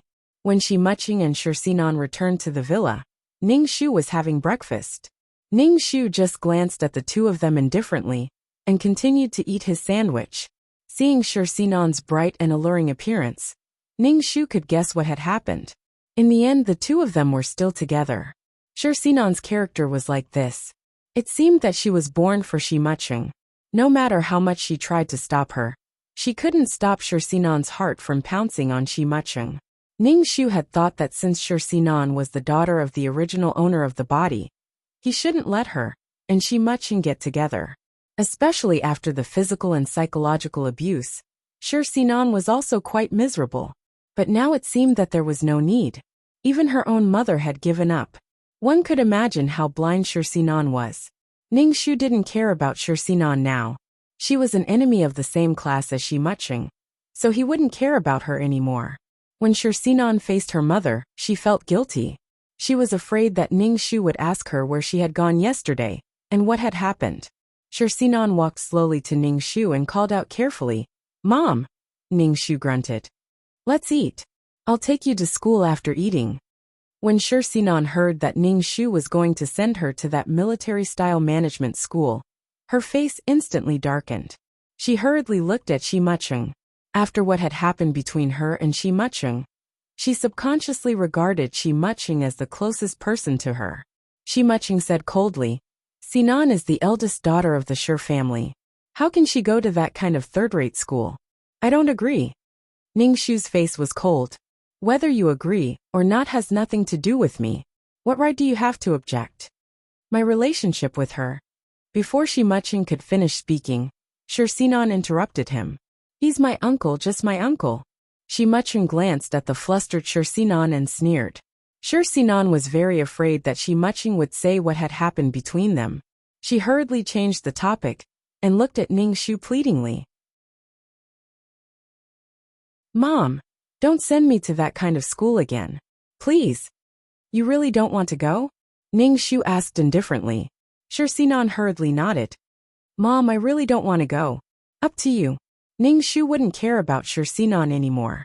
Shirsinan didn't expect Ningshu to agree so easily. She was stunned for a moment, then she smiled. "Thank you, Mom." As Shirsinan spoke, she hugged Ningshu. "Mom, thank you. I love you. What's that smell on you?" Ningshu pushed Shirsinan away unceremoniously. Shirsinan was still a little upset that her mother had pushed her away. She couldn't help but smell her own clothes. She had already showered. How could there still be a smell? Ningshu finished the milk in her cup, took her bag, and went to work. Seeing Ningshu leave just like that, Shirsinan called out, "Mom, is there anything else?" Ningshu turned to look at Shirsinan. Faced with Ningshu's indifferent gaze, Shirsinan felt uncomfortable all over. Her mother's reaction was really too abnormal.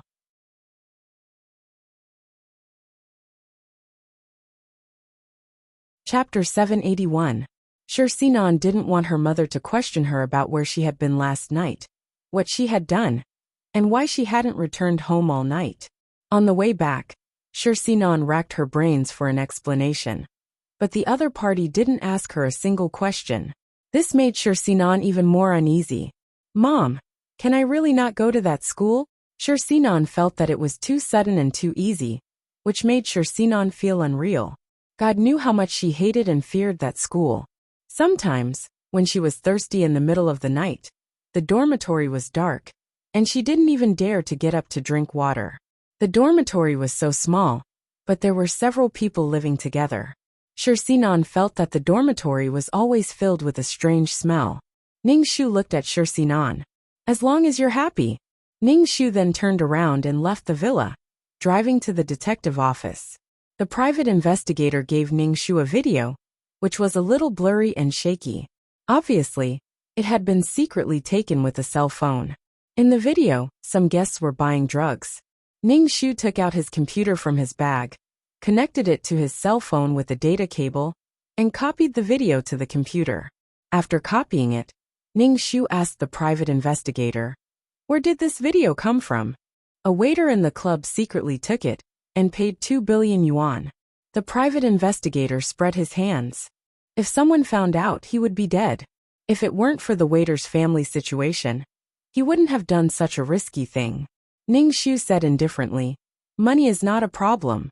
Does this kind of transaction happen every day?" "The club provides this thing, but only to members.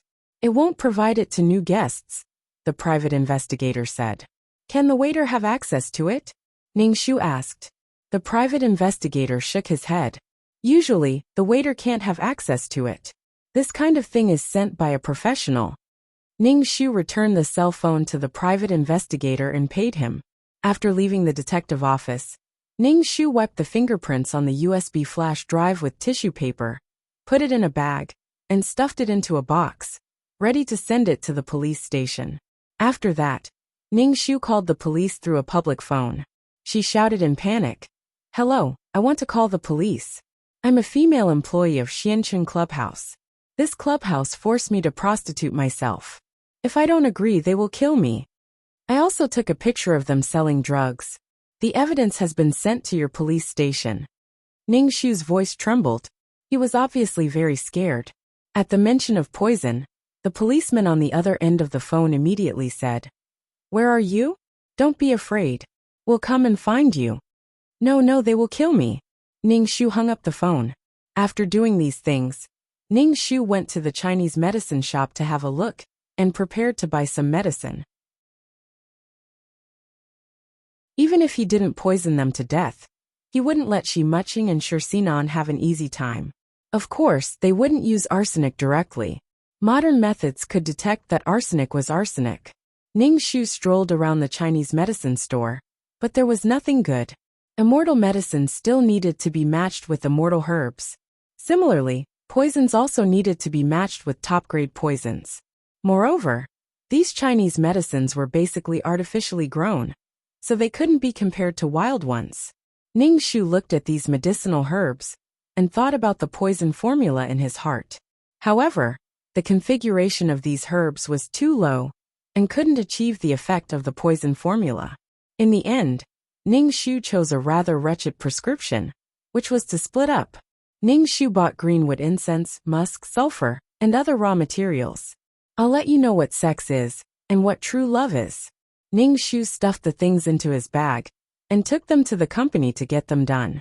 On the other side, Ning Shu agreed that Shi Sinan wouldn't go to the militarized school, so Shi Muqing took Sinan to the school to get the things and moved her student status back to the original school. Shi Sinan's homeroom teacher called Ning Shu to ask about it. Ning Shu received the call from the homeroom teacher, rolled his eyes and said indifferently, "Let them be." He hung up the phone and then ground the medicine into powder. After all the ingredients had been ground into powder, there was only one thing left: Shi Sinan and Shi Muqing's hair.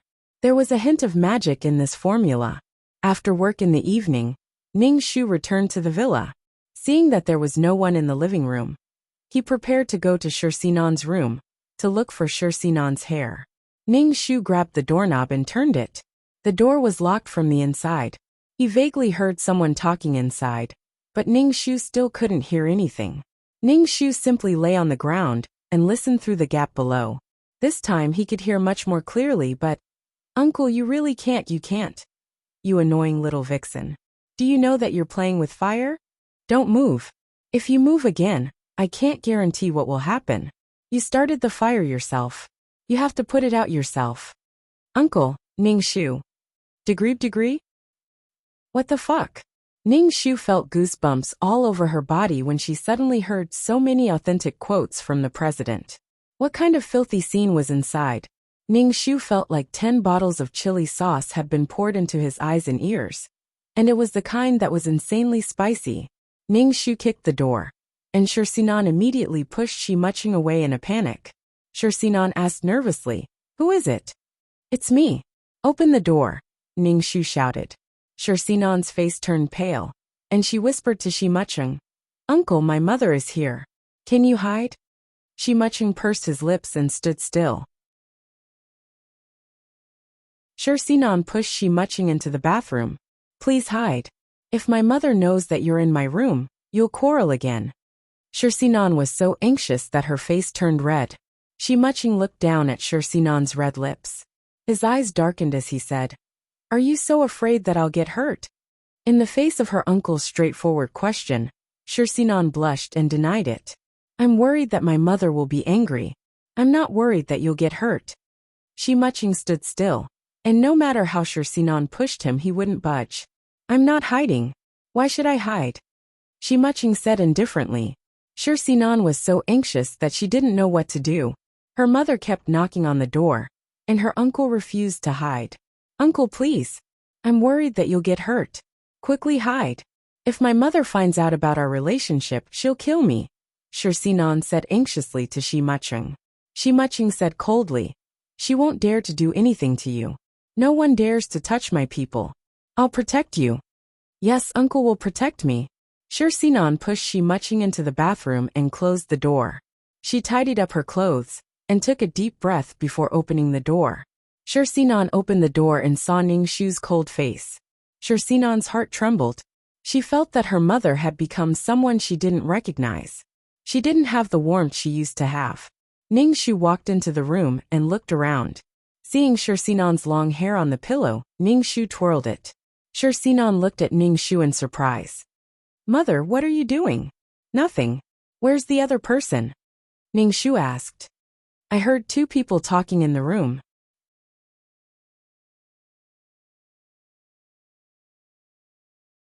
Chapter 782. Ningxu looked around Shinan's house and walked towards the bathroom. Shinan immediately stood in front of Ningxu, shook her head, and said, "Mom, there's no one else in the house. I'm the only one here." "I heard a man's voice," Ningxu said lightly. Shinan immediately shook her head. "No one. I'm the one on the phone." Her phone had already been confiscated, okay? How could there be a phone to make a call? "I'm just taking a look." Ningxu reached out and pushed Shinan's head away. "Ouch!" Shinan cried out. "Mom, your ring hooked on my hair." Shinan bent over and shouted at Ningxu. Ningxu said, "Don't move. I'll take it off." Ningxu looked at Shinan's seaweed-like hair and pulled out a few strands. Shinan gasped in pain. Ningxu put away her hair and tore off the strands that were wrapped around the ring. Shinan rubbed her head. Ningxu asked, "Mom, why are you looking for me?" "I'm just here to see you." Ningxu turned and went to the bathroom. Shinan immediately shouted, "Mom!" Her voice was very loud, as if she was reminding the person in the bathroom. Ningxu pulled open the bathroom door, and a huge fist came flying towards her face. Ningxu dodged it without thinking, and even sent Shinan to Shimuching's fist without leaving a trace. When Shimuching saw Shinan, he immediately wanted to retract his fist. Although he reduced his strength when he turned sideways, his fist still brushed Shinan's nose. Shinan immediately had a nosebleed and fainted. Shimuching frowned and looked very anxious. He hurriedly squatted down and held Shinan. Shinan's face was covered in blood, and her eyes were tightly shut. Shimuching glanced at Ningxu with a bone-chilling gaze, then picked up Shinan and prepared to leave the room. Ningxu quickly ran behind Shimuching, stretched out his hand, grabbed Shimuching's hair, and pulled hard, pulling out a lot of Shimuching's hair. Shimuching let out a muffled groan. Because he was focused on Shinan and was holding her in his arms, Shimuching was caught off guard by Ningxu's sudden attack and was ambushed. Shimuching looked at Ningxu and coldly said, "Even a vicious tiger wouldn't eat its cubs. You actually treated your daughter like this." Although Ningxu's movements were concealed, Shimuching could still see that this woman was using her daughter as a meat shield. Shimuching looked at Ningxu in disgust. "You and your mother are the same kind of bitch, heartless bitch. A slut who revolves around two men and plays with them in the palm of her hand." Shimuching's voice was filled with killing intent. The woman Shimuching was talking about was Lina's mother, who had caused the Shi brothers to turn against each other. Ningxu coldly mocked. "What right do you have to say such things? This is the Shi family's business. What does it have to do with you? What do you think you are? An arbitrator? What does the Shi family owe you?" It was baffling. Shimuching looked down at Shinan, whose nose was bleeding like a stream. He didn't talk to Ningxu anymore, and quickly left with Shinan in his arms. Soon, the sound of an engine could be heard outside the house. Ningxu looked down and saw a lot of blood on the ground. Shimuching's fist was really strong. Ningxu left the bedroom and saw the blood on the stairs. He said to the servant, "Wipe the blood in Mrs. Room quickly." "Yes, sir." Ningxu was about to go to the hospital to see Shinan when he received a call from the detective agency. They said that half an hour ago, the police raided Shimuching's clubhouse. A lot of people were arrested, especially those who were rich. Half an hour ago, wasn't Shimuching flirting with Shinan? Shimuching should have received the news by now. On one side was the clubhouse where he laid his golden egg, and on the other side was his lover. TSK. What a dilemma. Ningxu asked his secretary to check which hospital Shinan was at. After the secretary checked the address, Ningxu drove to the hospital. Ningxu arrived at Shinan's ward. Shimuching wasn't in the ward. He had obviously gone to deal with the sudden crisis. Shi Muqing wasn't with Shi Sinan to wait for her to wake up. Ning Shu walked to the bed and saw that Shi Sinan's head was wrapped in gauze. Blood was gradually seeping out of the gauze around her nose. Ning Shu called the doctor over to change the gauze. If the blood was allowed to flow to her throat, she might suffocate to death. Dr. Ning Shu asked, "How is my daughter?" "Serious soft tissue contusion," the doctor said.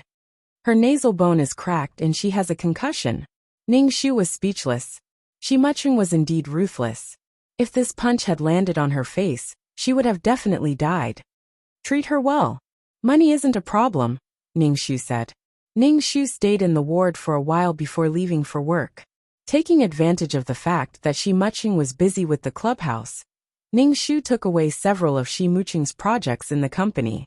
2 projects were directly withdrawn, because the partners of these 2 projects were Shi Muqing's company. On the surface, the legal representative of these companies wasn't Shi Muqing, but the company was indeed Shi Muqing's. The cooperation agreement was simply giving money to Shi Muqing's company.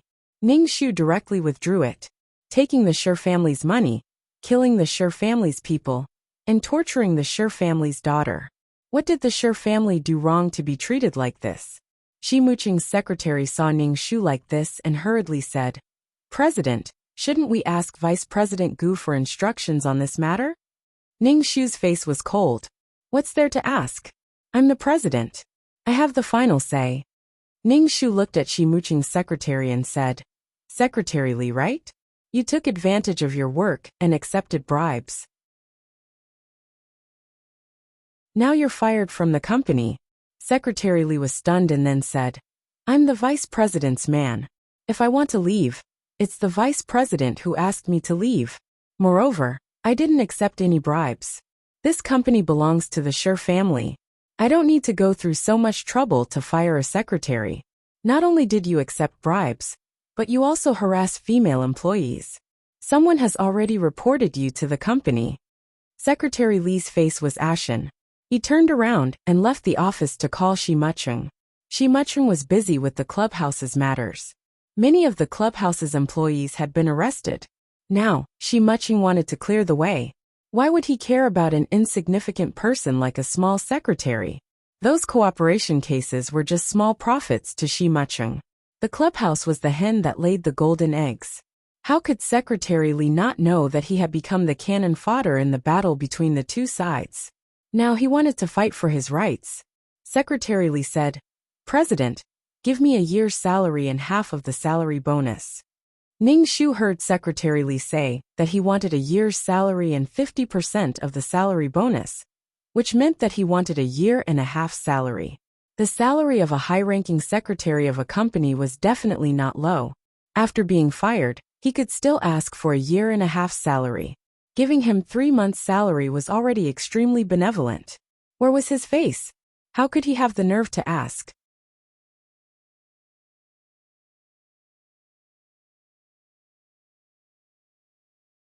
Chapter 783. Ning Shu didn't intend to be polite to Shi Muqing's people. Shi Muqing's men were like this because Shi Muqing deliberately indulged them. If this company collapsed, it would be a good thing for Shi Muqing. Ning Shu didn't say anything, and directly took out his phone to call the police. A man who was never content was like a snake, trying to swallow an elephant. Secretary Li saw that Ning Shu was about to call the police and immediately said, "President, I don't want the bonus. Just give me my salary." If he was really taken out of the company by the police, his career would be over. No company would dare to hire him in the future. Ning Shu looked at the secretary. This secretary had a bad reputation in the company and had molested many female employees. Because of Shi Muqing's outstanding appearance and status in the company, he attracted many female employees who tried to get close to him. The closest to Shi Muqing was naturally the secretary. Many female employees tried to curry favor with Secretary Li to get the chance to get along with Shi Muqing. Secretary Li had coaxed and molested many women, not only for money but also for sex. The female employees could only endure it. "President, it's not moral for you to do this. What good will it do for the company if you call the police? It will affect the company's image," Secretary Li said. Ning Shu sneered. This kind of person was a scourge wherever he went. Ning Shu called the police. He had to make an example out of him. The company's ethos was messed up by this kind of person. When Secretary Li saw that Ning Shu really called the police, his face turned pale. He fell to the ground and couldn't get up for a long time. After that, Secretary Li was taken away by the police. Soon, the court would hold a trial for Secretary Li. Then, Ning Shu asked his secretary to report Secretary Li's matter to the company. He only said that Secretary Li had accepted bribes, and didn't mention Secretary Li's molestation of female employees. Anyway, Ning Shu denied all doubts about Shi Muqing's cooperation case. While he wasn't in the company, he could withdraw as much as he could. Anyway, he wanted to take away Shi Muqing's power in the company. No matter what old Master Li thought, the Shi family's company had to be protected. Shi Muqing had to be left with nothing. After finishing these things, Ning Shu went to the hospital to see Shi Sinan. Shi Sinan had already woken up, but because of a concussion, she was dizzy and nauseous now. Shi Sinan's face was extremely pale, and her eyes were watery. She looked very pitiful. When Shi Sinan saw Ning Shu, her eyes were filled with disappointment. She scanned the room and didn't see the person she wanted to see, so she closed her eyes. Ning Shu sat by the bed and asked, "Does it hurt?" Shi Sinan didn't want to speak. Otherwise, if she tugged at the gauze, her nose would hurt a lot. Now, Shi Sinan's nose was so swollen that it blocked Shi Sinan's vision. Because Shi Sinan had a concussion and had symptoms of nausea and vomiting, she couldn't even eat now. But Shi Sinan was very hungry. She looked at Ning Shu and said with difficulty, "I'm hungry." Shi Sinan's stomach was empty.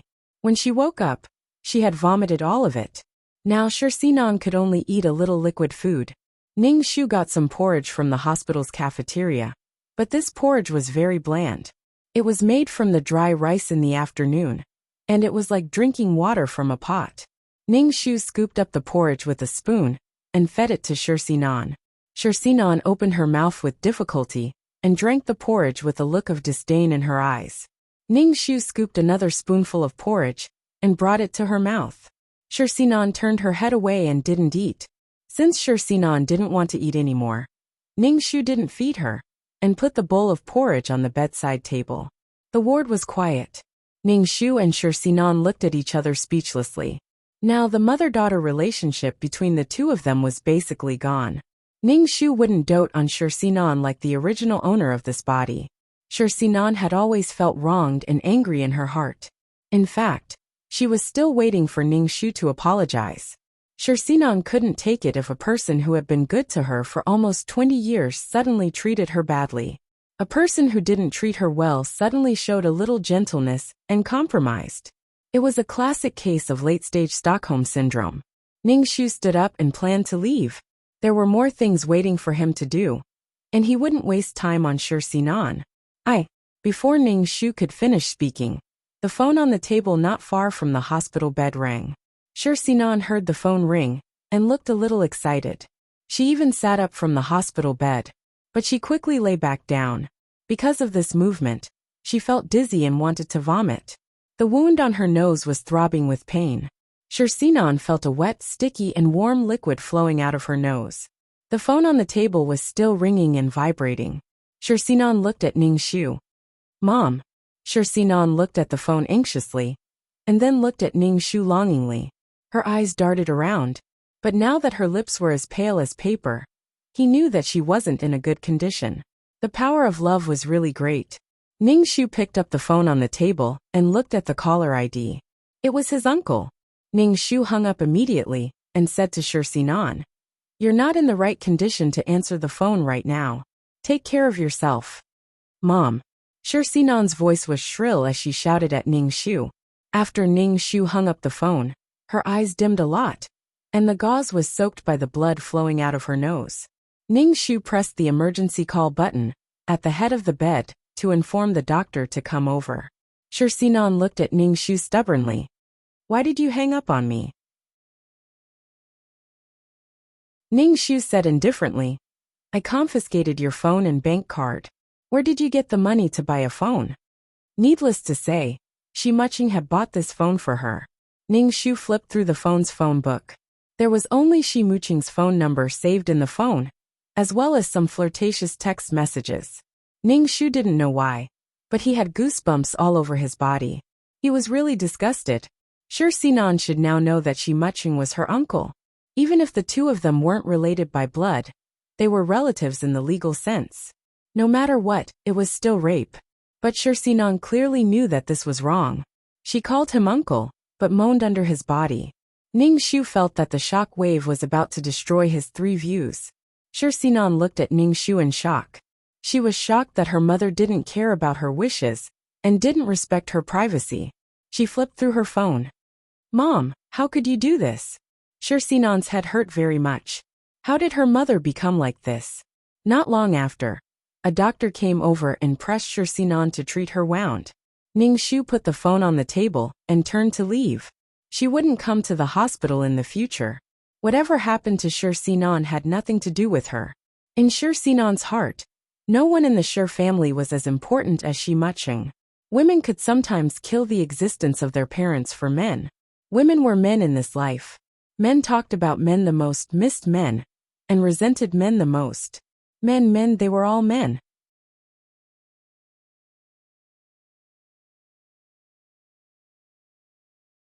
Chapter 784. Ning Shu drove back to the villa. When he entered, he saw old Master Sure sitting on the sofa reading the newspaper. Ning Shu called out to the old man, "Father." Old Master Sure folded the newspaper and placed it on the coffee table. He took off his reading glasses and Ning Shu asked, "Why has that girl, Sinan, made you so angry recently?" "That girl said that the injury on her face was because of you." Old Master Sure looked at Ning Shu. "You've been much colder to her recently. Emotional abuse won't solve anything." Ning Shu didn't expect Sure Sinan to push all the blame for her injury onto her. She probably didn't dare to say that her uncle, who was hiding in the bathroom, hit her. This daughter. "Dad, I always have my reasons," Ning Shu said. "No matter what, this girl is still your daughter. She has to bear the responsibility of being a member of the Sure family. No matter what," Old Master Sure said lightly. Ning Shu heard the deeper meaning in Old Master Sure's words. Could it be that Old Master Sure had some arrangements for Sure Sinan? Ning Shu couldn't help but say, "Dad, do you know who Shi Muqing is? Why did you bring him home?" "I know," Old Master Sure said calmly. "Ning Shu, what do you know?" Ning Shu's eyes darted around and he asked, "Do you know that Shi Muqing is an uncle's son?" Old Master Sure said, "Don't worry too much about Shi Muqing's background. Anyway, Shi Muqing is already a member of the Sure family." Ning Shu. Seeing Old Master Sure like this, Ning Shu suspected that Old Master Sure was eyeing the power in Shi Muqing's hands. Or he wanted to get back the money that his cheap uncle took away back then. Ning Shu glanced at Old Master Sure. He didn't know if Old Master Sure knew about the relationship between Sure Sinan and Shi Muqing. "Dad, I'm your daughter. You should tell me everything," Ning Shu said to Grandpa Ning. "Don't let them get into a fight." Ning Shu sighed and said, "Dad, did you know that Shi Muqing and Sure Sinan had that kind of relationship? They are uncle and nephew. But they actually had a husband and wife relationship." The old man frowned. He looked at Ning Shu and asked, "Really? Can I joke about this kind of thing?" Ning Shu said snappily. Ning Shu carefully observed the old man's expression and found that there wasn't much anger on his face. "Father, Shi Muqing doesn't have good intentions. He can't stay in the Sure family," Ning Shu said. The old man looked at Ning Shu and asked, "Putting aside personal prejudice, what do you think of Shi Muqing's ability?" "I have the means and brains," Ning Shu said. The old man nodded. Ning Shu said, "Since something like this happened between them, they should be together." Ning Shu. Pfft. Ning Shu almost knelt down in front of the old man. He stared at the old man in shock and said with a trembling voice, Dad, what are you talking about?" The current situation was completely beyond Ning Shu's imagination. Ning Shu couldn't help but dig his ears and look at the old man. "Shi Muqing is your son," Ning Shu said with a trembling voice. "Shi Muqing is a capable person. With him around, the Sure family will rise to a higher level," the old man said. "Sinan can be the rope that binds Shi Muqing." Ning Shu rolled her eyes unceremoniously. "You think too highly of your granddaughter. She can't be that rope. Heroes have a weakness for beauties. Use softness to conquer strength, the old man said. Ning Shu. Ha ha ha ha. Anyway, you and I won't be able to see Sure Sinan use softness to conquer strength. Shi Muching is a wolf that can't be tamed. Dad, it's very dangerous for you to do this, Ning Shu said. There will be a backlash. Was Shi Muching someone who was willing to submit to others? Shi Muching killed Shirlina and the old man who were on top. The old man wanted to use his granddaughter to tie Shi Muching up, but Shi Muching held the rope in his hand and swung it casually. Shi Muching would always be the strong one. Your granddaughter, don't talk about it. Was this what the old man meant when he said he was responsible for the Sure family? In the end, the Sure family became Shi Muching's property, and the Sure family didn't exist at all. Ning Shu shook his head. Dad, believe me, Shi Muching isn't someone you and I can control, and Sinan definitely can't. The old man said indifferently, there's nothing that can't be done. You don't have to worry about Sinan. Ning Shu's eyes darted around. He was afraid that the old man didn't only fancy Shi Muching, but also other people. In the end, Shi Muching schemed against her and ruined her family. Unfortunately, Shirlina didn't know anything and was done for. The old man felt that Shi Muching was a talent and wanted him to be used by the Sure family, but Shi Muching wanted to take revenge on everyone in the Sure family. Both of them had ulterior motives. The old man brought Shi Muching back to the Sure family, and Shi Muching followed the old man to the Sure family. Shi Muching still had to endure the humiliation of acknowledging a thief as his father. Ning Shu collapsed. Dad, if that's your plan, why did you make Gu Shi Muching your son? Ning Shu said unhappily. Then I didn't know that he would fancy Sinan beforehand, the old man said indifferently. Ning Shu smiled. Dad, you're playing with fire. A person like Shi Muching should be killed directly, or there would be endless trouble in the future. The old man didn't say anything and stared at the TV. Ning Shu was also watching the news on the TV. This station is reporting that the police raided a certain clubhouse yesterday. This clubhouse is suspected of selling drugs and prostitution. The police arrested nearly 100 people on the spot. Now, this clubhouse is suspected of criminal activities and has been ordered to close down. This station will continue to follow up. Ning Shu looked at the TV and curled his lips. Before this video was sent to the police station, Ning Shu first posted it online. Even if he wanted to cover it, he couldn't. Ning Shu was still very happy. It was enough to make Shi Muching's heart ache for a while. Shi Muching didn't go home for a few days, and the old man brought the hospitalized Sure Sinan home and hired a senior nurse. There was also a doctor living in the villa. Ning Shu was a little surprised that Sure Sinan had recovered so quickly. Ning Shu looked at Sure Sinan, who was lying on the bed. Her nose was still wrapped in gauze, and there was an 4-drip stand by the bed. She hadn't recovered yet. Ning Shu asked the old man, why did you bring her back? Can she be discharged like this? The old man said, the girl refused to stay in the hospital. She said that she couldn't stay in the hospital anymore. Ning Shu felt that Sure Sinan didn't like the food in the hospital. The hospital wasn't like home, where there were servants. The hospital wasn't as warm as home. Ning Shu didn't say anything. Sure Sinan's return was only good for her, and she could carry out her plan now.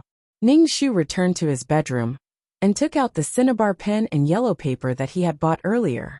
Ning Shu had to cut the paper himself. Ning Shu had a hard time finding the cinnabar pen, which was really hard to find. Ning Shu first took a shower. After washing his body, hands and mouth, he mobilized the spirit energy in his body and picked up the cinnabar pen to draw talismans on the yellow paper.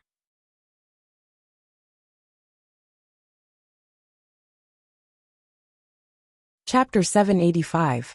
Ning Shu didn't know if he could use the Maoshan technique in this plane, and he didn't know if he could succeed in drawing talismans. The laws of each plane were different. For example, in this plane, there were no ghosts. But in the last plane, there were ghosts everywhere. A little spiritual light was a talisman. Ning Shu held a cinnabar brush in his hand and drew talismans on the yellow paper. The first time he drew Ning Shu, he failed. He drew several consecutive talismans, but they all failed. Could it be that he couldn't draw talismans in this plane? or that the Maoshan technique wasn't flourishing, and there wasn't even any luck in the sect? Ning Shu put down the cinnabar brush. After failing to draw a few talismans, he had to think of other ways. Ning Shu thought about it, and set up a spirit gathering array, to see if he could draw talismans in an environment with more spiritual energy. After the spirit gathering array was completed, Ning Shu picked up the brush, and moved the tip of the brush on the yellow paper. Finally, before the spirit gathering array collapsed, he drew a talisman. After drawing the talisman, Ning Shu was sweating profusely, feeling as if his body had been hollowed out. Even when he was a Taoist priest, he didn't suffer so much, throwing talismans around for fun. The plane suppression was serious. After Ning Shu finished drawing the talisman, he rested for a while, and took out the medicinal powder he had prepared before. He also took out Shi Muching and Shersinan's hair, rolled them together, and ignited the hair with a lighter. The hair made a sizzling sound, and emitted a smell of burnt protein. Ning Shu put the ashes of the hair into the medicinal powder. Ning Shu held the talisman in his hand, and chanted a spell. The talisman was suddenly strung with flames. When the talisman was about to burn out, Ning Shu threw the talisman into the medicinal powder. After doing this, Ning Shu was so tired that he almost stuck his tongue out. He was really tired. Ning Shu packed the medicinal powder, which was specially prepared for Shi Muching and Shersinan. After all, she was Shi Muching's mother-in-law. As a mother-in-law, she should give her son-in-law something good. I wish you good fortune and harmony. Shersinan went home to recuperate. On the same day, Shi Muching also came back. Because of what happened at the club, Shi Muching's face was very cold, and his body exuded an aura that kept strangers away. In any case, he was just unhappy, extremely unhappy. When Shi Muching saw Ning Shu, he narrowed his eyes. His eyes were deep, and it was unknown what he was thinking about, which made his eyes look creepy. It was a scheming gaze. Shi Muching brushed past Ning Shu and sneered in a low voice. His voice was soft, but it was enough for Ning Shu to hear. Don't be happy too early. Shi Muching went upstairs to Shersinan's room. Ning Shu turned around, and looked at Shi Muching's back view. She wasn't happy at all. The clubhouse was just the tip of the iceberg in Shi Muching. Old Master Sure. Such a person would never coexist peacefully with the Sure family. Ning Shu followed him upstairs, and passed by Shersinan's room. He saw Shi Muching sitting by the bed, and talking to Shersinan. Although her face was wrapped in bandages, Shersinan's eyes were filled with affection, shyness and happiness. Ning Shu shook his head and returned to his bedroom to take out the medicinal powder. He chuckled. Shi Muching said a few words to Shersinan, then drove away from the villa. After Shi Muching left, Ning Shu went to the kitchen, and saw a chicken stewing in a clay pot. Ning Shu put the medicinal powder in the pot. He stirred it twice with a spoon and scooped a bowl of chicken soup for Shersinan. Ning Shu brought the chicken soup to Shersinan's room. Because her nose was seriously injured, Shersinan's eyes were bruised and swollen. Shersinan looked at Ning Shu and didn't call out to Ning Shu. Ning Shu didn't care at all and said to Shersinan, "Drink some chicken soup." The chicken soup was quite fragrant, and there were a few green onions floating on it, but it smelled a little medicinal. Ning Shu scooped up the chicken soup with a spoon and said, "Your head is injured, so I added some Gastrodia elata. It's good for your body." Shersinan drank the chicken soup in the spoon, and Ning Shu scooped up another spoonful.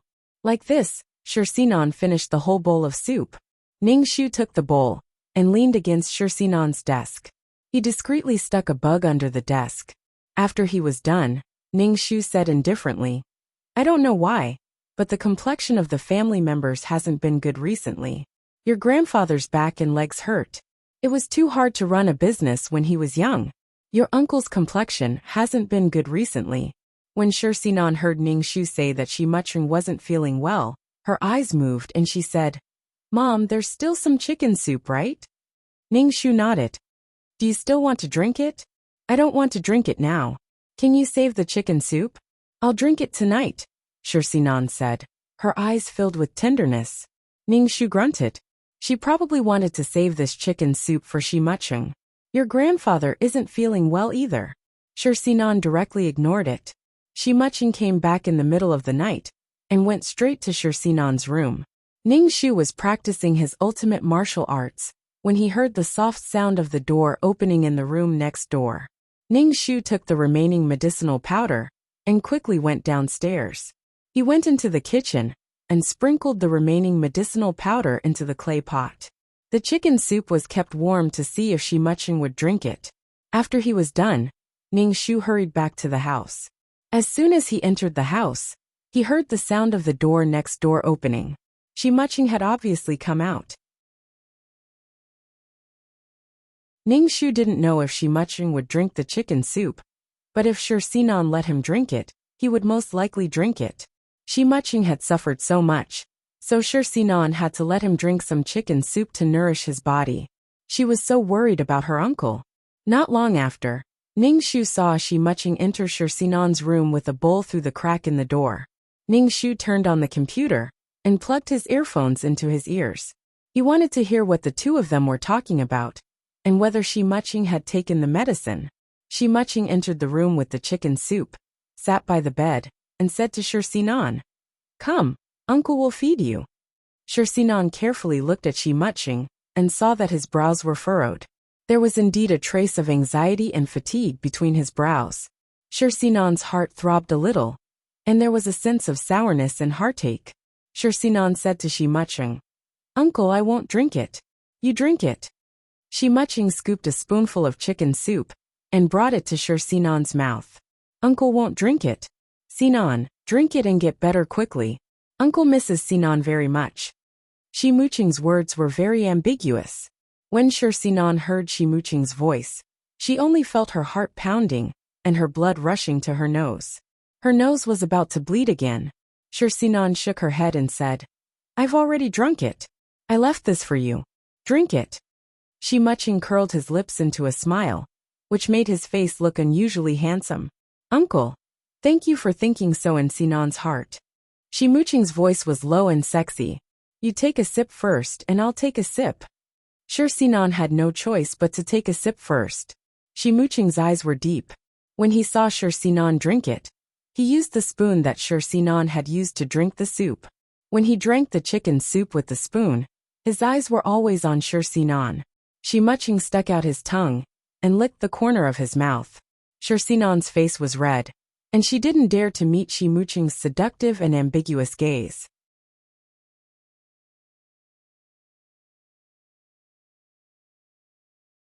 Chapter 786. Shi Sinan and Shi Muching each drank a mouthful of the chicken soup. Perhaps it was because the atmosphere between them was too ambiguous, but after drinking the soup, both of them felt warm. Shi Muching looked at Shi Sinan with a deep gaze. Shi Sinan didn't dare to meet Shi Muching's gaze.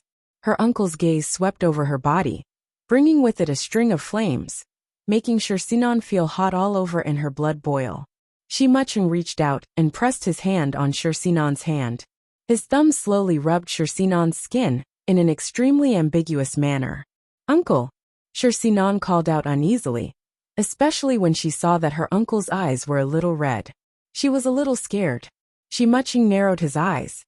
He felt the boiling power in his body, which made him want to press the woman in front of him under his body and ravage her fiercely.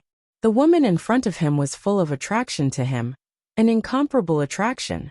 Shi Muching's breathing became rapid, and his eyes were filled with Shi Sinan. She was lying on the bed flirtatiously, her hair spread out on the bed like seaweed, and the wound on her face seemed to have healed. She was smiling at him. Shi Muching felt that the heat in his abdomen was about to explode. Shi Muching couldn't help but reach out and caress Shi Sinan's face. "Ouch, it hurts, uncle, it hurts." Shi Sinan's nose hurt from Shi Muching's hand, as if she had been severely injured. It was so painful that tears fell. Shi Muching was in a daze for a moment. When he saw that Shi Sinan's face was wrapped in gauze, he quickly withdrew his hand. "Are you okay?" "Uncle, you're hurting my face," Shi Sinan couldn't help but say.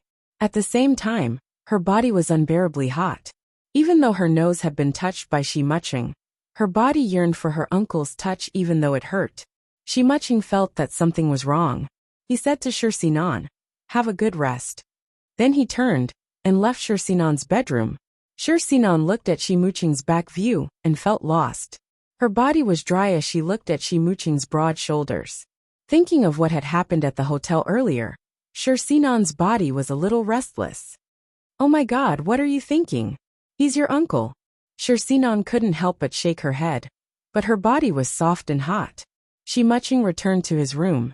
He first drank a large glass of water, but his mouth was still dry, and his mind was filled with thoughts of Shi Xinan's body. When Shi Muqing went to the bathroom to take a shower, he washed his body with cold water again and again. He was well dressed and well fed. He did it again and again, and he became more and more excited. In the end, he made his legs tremble before Shi Muqing stopped. This troublesome vixen. Shi Muqing's mind was filled with Shi Xinan. Shi Muqing couldn't hold himself back. It was a pity that Shi Xinan was injured. Otherwise, Shi Muqing would have rushed to Shi Xinan's room right now. Shi Muqing lay on the bed and felt that his waist was a little sore.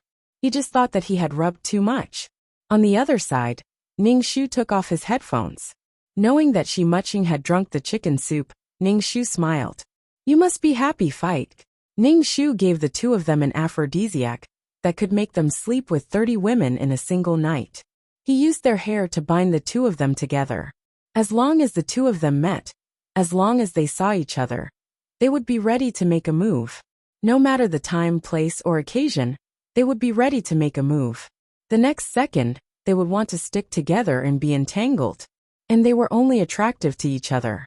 They were not interested in anyone else. Ning Shu smiled. In order to prevent her son-in-law from having an affair, she was only interested in her daughter. She was really worried sick. Oh, Shi Xinan was also injured now. He didn't know if she would go into battle with an injury. Ning Shu turned off his computer and started to cultivate. Shi Muqing had suffered such a big loss. He would definitely take revenge. After cultivating for a night, Ning Shu felt very comfortable. When he went downstairs, he saw Old Master talking to Shi Muqing. Old Master said something that made Shi Muqing's expression and gaze look sarcastic. Ning Shu. To be honest, Ning Shu suspected that Shi Muqing was Old Master's son. Otherwise, why would Old Master treat Shi Muqing so well? He even wanted to betroth his granddaughter to Shi Muqing. It was said that a person like Shi Muqing couldn't be taken in for his own use. Ning Shu went downstairs and shouted to Old Master Shi. Dad, what are you talking about? When Old Master Shi saw Ning Shu, he smiled and said, We're talking about some things between men. Ning Shu looked at Old Master Shi and Shi Muqing suspiciously. Old Master Shi saw Ning Shu's gaze and said, I'm just asking if Shi Muqing has a girl he likes. He'll be 30 in 2 years. It's time to start a family. Shi Muqing's face was cold. It wasn't up to the Shi family to decide on his marriage. Ning Shu, was Old Master Shi testing Shi Muqing? It would be strange if Shi Muqing said that he liked Shi Xinan. While they were eating breakfast, Ning Shu was observing Shi Muqing. Shi Muqing's cheeks were a little red. It was obvious that the medicine had entered his body. The medicine would slowly seep into his skin and hollow out his body. Shi Muqing met Ning Shu's gaze and said indifferently, Sister, why are you looking at me? Or do you like your younger brother's face? Ning Shu smiled and said, Ba. All appearances are illusory. Beauty is just a skeleton. Shi Muqing sneered. After breakfast, Ning Shu drove to work. However, when the car was passing through the traffic lights, the car's brakes couldn't stop. Ning Shu cursed in his heart. Shi Muqing, this bitch. Moreover, it was rush hour now. The sidewalk was densely packed with people. If she crashed into them, she would hit at least 5 or 6 people. Moreover, the car couldn't stop at all. If something happened, she wouldn't be able to bear the consequences. She caused a problem with Shi Muqing's car, and Shi Muqing turned around to take revenge. Ning Shu suspected that all her cars had been tampered with. Ning Shu's palms were sweating as he held the steering wheel. He pulled the gear to the lowest and looked left and right. He couldn't hit pedestrians, so he could only hit the flower bed railing in the middle. Ning Shu turned the steering wheel fiercely, and the friction between the car and the ground made a sharp ear-piercing sound. The car slammed into the railing with a loud bang. Ning Shu's head hit the steering wheel. He suddenly felt dizzy, and there was warm blood flowing out. Because Ning Shu suddenly changed lanes, the car behind suddenly stopped, causing several cars to rear-end. The traffic police hurriedly surrounded Ning Shu's car with roadblocks. Ning Shu wiped the blood that flowed out, opened the door and got out. He said to the police, "I'm responsible for this accident because my car's brakes were broken." Ning Shu's car was towed away by a tow truck. Ning Shu went to the police station to give a statement. Ning Shu also compensated the cars behind. In any case, this matter was suppressed to the minimum.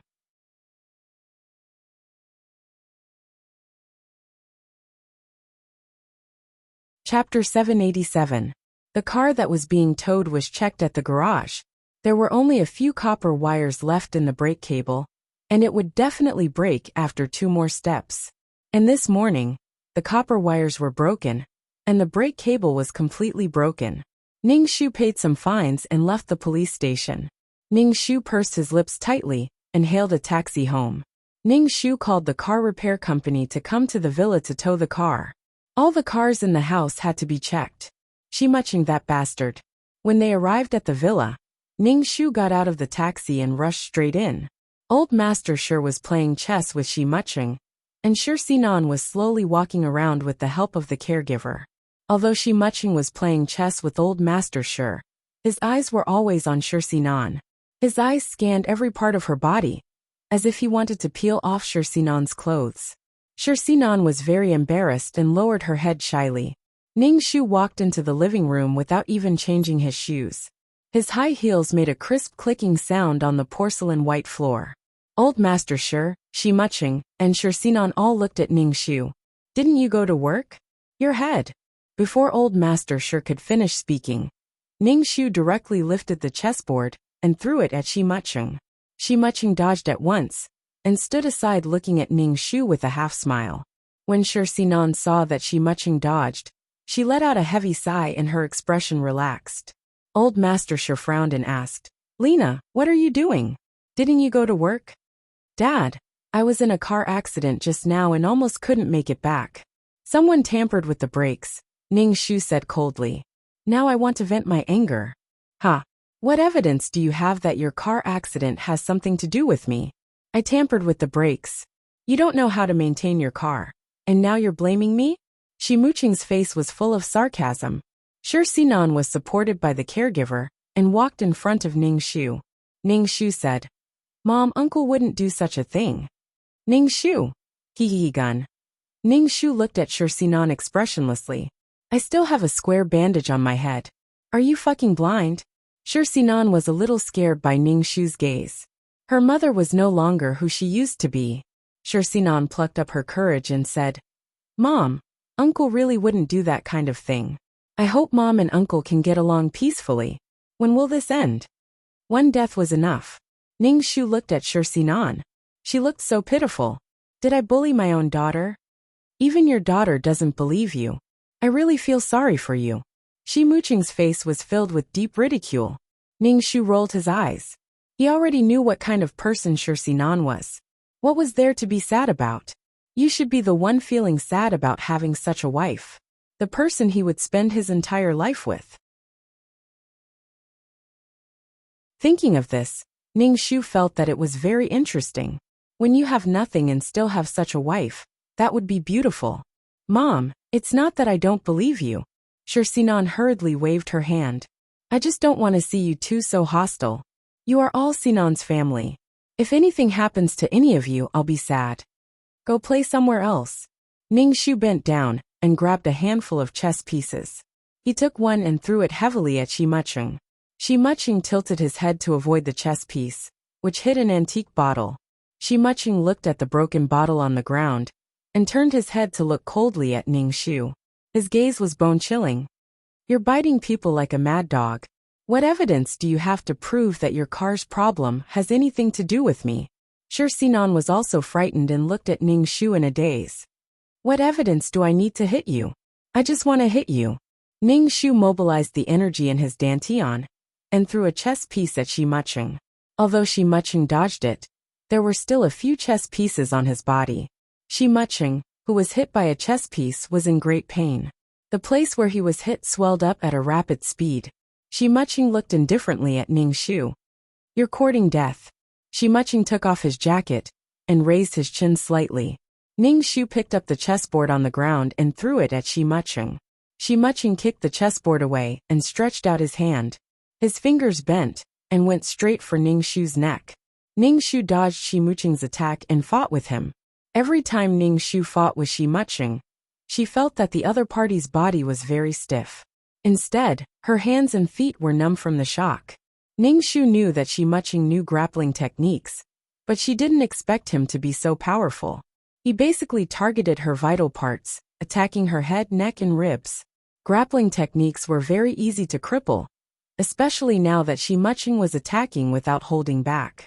Ning Shu had to protect her vital parts and cause harm to Shi Muqing.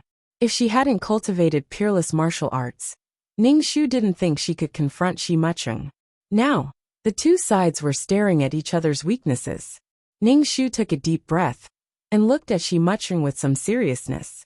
Shi Muqing's expression was not worried. He suspected that his grappling skills had deteriorated. How could he not even beat a woman? Ning Shu picked up a chair and threw it at Shi Muqing. Shi Muqing also picked up a chair. The two chairs collided, and the table legs flew far away. The whole living room was a mess. Shi Sinan was so anxious that she didn't know what to do. She kept shouting, "Stop fighting, stop fighting." Ning Shu and Shi Muqing ignored Shi Sinan. They threw away the broken chairs in their hands and fought with their fists and feet. Ning Shu raised his foot and kicked Shi Muqing's chest heavily. Shi Muqing covered his chest and took a few steps back. Shi Muqing said with an evil smile, "You've succeeded in pissing me off." Shi Muqing moved his neck left and right. His neck made a cracking sound. "Ning Shu, you have cervical spondylosis." Ning Shu shook his wrist and stared at Shi Muqing without blinking. He didn't dare to lose focus. If he did, Shi Muqing would hit his vital parts. "Enough, stop." The old man's face was cold.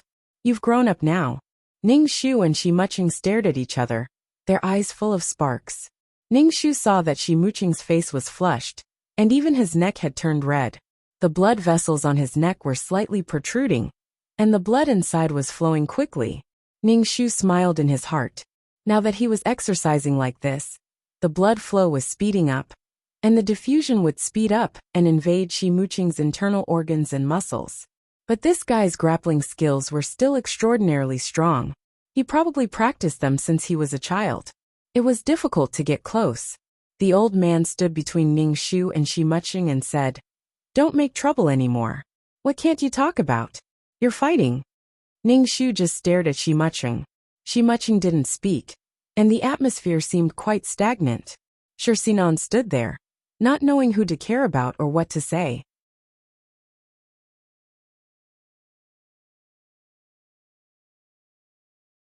Chapter 788. Shi Sinan kept glancing at Shi Muqing with worry in her eyes. In this house, Shi Muqing was more attractive to her than anyone else. As soon as she saw Shi Muqing, she felt her heart palpitate, and her whole body was uncomfortable. Her mind was filled with thoughts of Shi Muqing's body. Shi Sinan didn't know what was wrong with her. Even though the atmosphere was so stagnant now, and her mother and uncle were fighting, Shi Sinan was actually thinking about doing that kind of thing with her uncle. Her mind was filled with her uncle's body. Shi Sinan's lower body was a little wet, which made Shi Sinan feel very ashamed. Did she really fall in love with her uncle? Old Master Shi's expression was very dignified as he said coldly, "What the hell is going on? You said that you smashed the table and hit people as soon as you came back?" Old Master Shi looked at Ning Shu. Ning Shu said, "I was unhappy, so I vented." "Do you think you're still young? You're already 40 years old, yet you're still not mature," Old Master Shi said angrily. Old Master Shi looked at Shi Muqing. "You're a man. You're not manly at all to hit a woman. As a man, bullying the weak is very demeaning. A man's strength is not shown by hitting a woman." Shi Muqing just sneered. To him, there was no distinction between men and women, old and weak. They were all enemies. "Don't make a fuss about today's matter. You'll be seen as a joke for no reason." Old Master Shi glanced at Ning Shu and Shi Muqing. Ning Shu reluctantly said yes. At this moment, someone from the car repair company came to tow the car. When he walked in and saw the mess in the hall, he asked, "Do we need to tow the car here?" "Tow the car?" Shirsinan looked at Ning Shu. Ning Shu stared at Shi Muching and said indifferently, "I have to check the car. You escaped this time, but you might not be able to do it next time." Shi Muching sneered coldly, his expression very disapproving. Ning Shu glanced at Shirsinan, who was staring straight at Shi Muching, and sneered in his heart. He went to the garage to get the car. Shi Muching picked up his coat and went into his room, leaving only old Master Shi and Shirsinan in the living room. "Grandfather?" Shirsinan shouted at old Master Shi. "What should we do now? The relationship between mother and uncle is so tense now."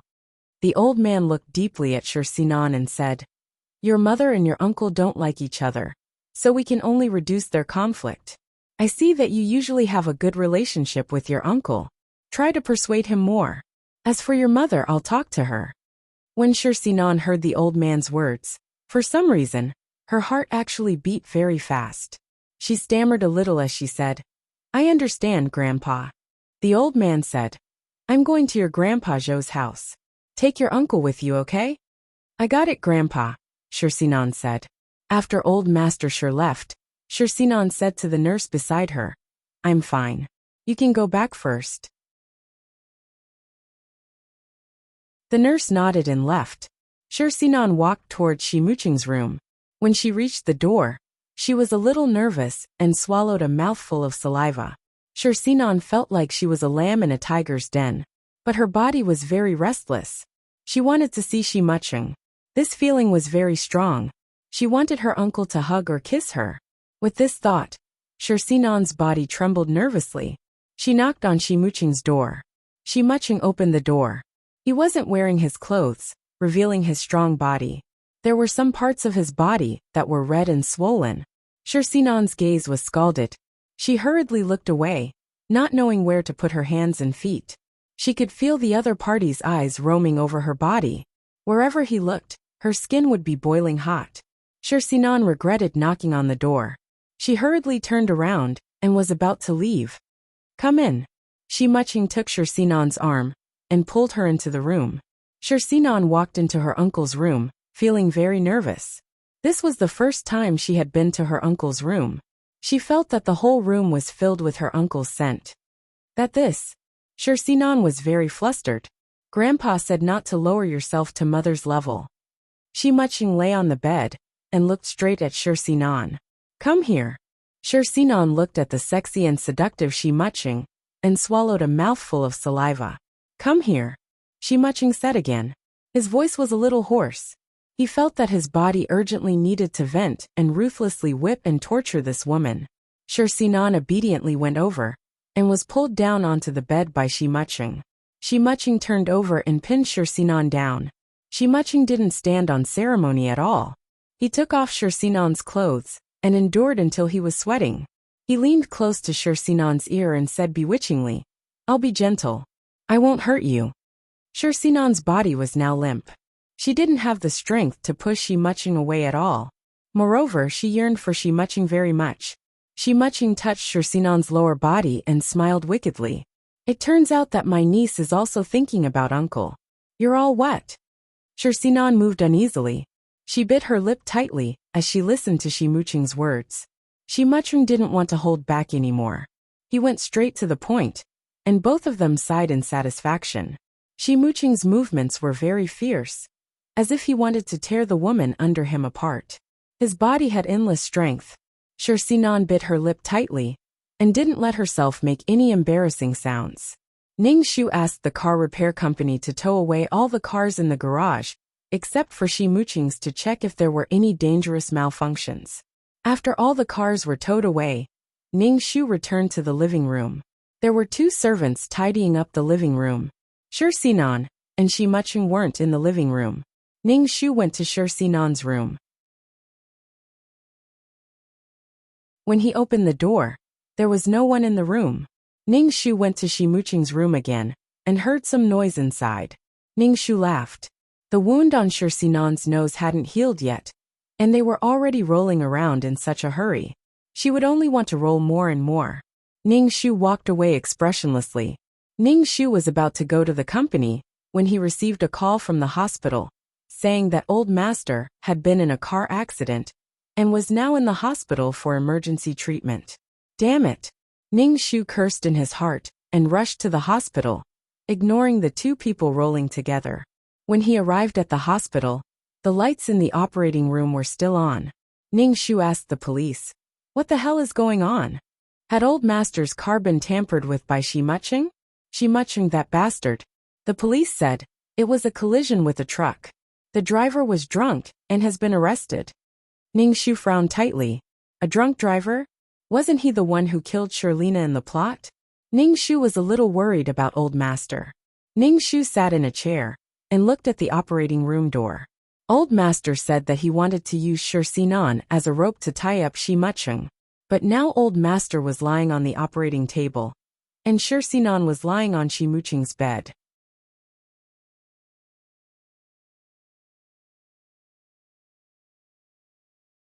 Chapter 789. While waiting for the operation to end, Ning Shu went to see the drunk driver. The driver was detained by the police with handcuffs on his wrists. The driver was a man in his 40s. Even though he had hit someone, he didn't look uneasy. Instead, he looked like he had accepted his fate. This man had killed Shirsinan last time, and now he had hit the old man. He was on the operating table, and his life was in danger. This time, he even had a driver, the old man's driver. Ning Shu's heart was full of murderous intent. He would never let this man off easily. If he wanted to use this method to get money, he would make sure that he didn't get a single cent, and would spend the rest of his life in prison. Ning Shu said, "Please check this person's account, and see if a large sum of money has been transferred to her account." When the driver heard Ning Shu's words, a trace of panic flashed across his face, and he quickly lowered his head. "Interrogate him properly," Ning Shu said. "When the time comes, I'll hire a lawyer to sue him." Ning Shu wouldn't let this man off. If he was paid to harm someone, he had to think about the consequences of failure. After seeing the driver, Ning Shu went to the operating room to guard the door. The operating lights went off. Ning Shu quickly stood up and asked anxiously, "Doctor, how is my father?" Of the two people who came over, one died, and the other is now transferred to the intensive care unit, the doctor said. Ning Shu pursed his lips. The old man's driver was dead. Because he had hit the truck head-on, the front of the car had been deformed. The old man, who was sitting in the back, hadn't suffered as much damage as the driver. In the plot, Shirlina had been driving by herself and had been hit to death. Ning Shu rubbed his forehead and stood outside the sterile ward. Through the glass, he saw the old man lying on the hospital bed with tubes all over his body. Ning Shu pursed his lips tightly and went to see the driver's family. The driver's family was holding the driver's body and crying. The driver had been with the old man for many years. Ning Shu had compensated him with some money. The driver's son was still in college, and Ning Shu had sponsored him until he graduated. The compensation was already very generous. The driver's family couldn't make a fuss anymore. They left with the driver's body in tears. After that, they went to the police station to record a statement. The police were interrogating the driver. The driver admitted that he had drunk alcohol and caused the traffic accident. Previously, Ning Shu had alerted the police. The police checked the driver's account and found that not long ago, his account had an extra 500,000 yuan. Moreover, the driver couldn't tell where the money came from. Ning Shu directly said that the driver was paid to kill someone and deliberately caused the death. "Anyway, I have plenty of time to waste with you. Take your time," Ning Shu lightly said. Even if he surrendered, he would be sentenced to life imprisonment. Even if he went to jail, he wouldn't let this person have an easy time. Ning Shu had never thought that he could involve Shi Muching in this. This alone was not enough to bring down Shi Muching. When they left the police station, it was already dark. Ning Shu hurried back to the villa to get a change of clothes for the old man. Back at the villa, Shi Muching and Shirsinan were having dinner. Shirsinan was like a nourished flower, bright and glistening. The hair on the back of her neck was still a little wet, indicating that she had just taken a shower. She really knew how to play. Shi Muching's face was a little flushed, and his eyes were a little red. He seemed to be very thirsty and kept drinking water. When Shirsinan saw Ningxu, she called out uneasily, "Mom."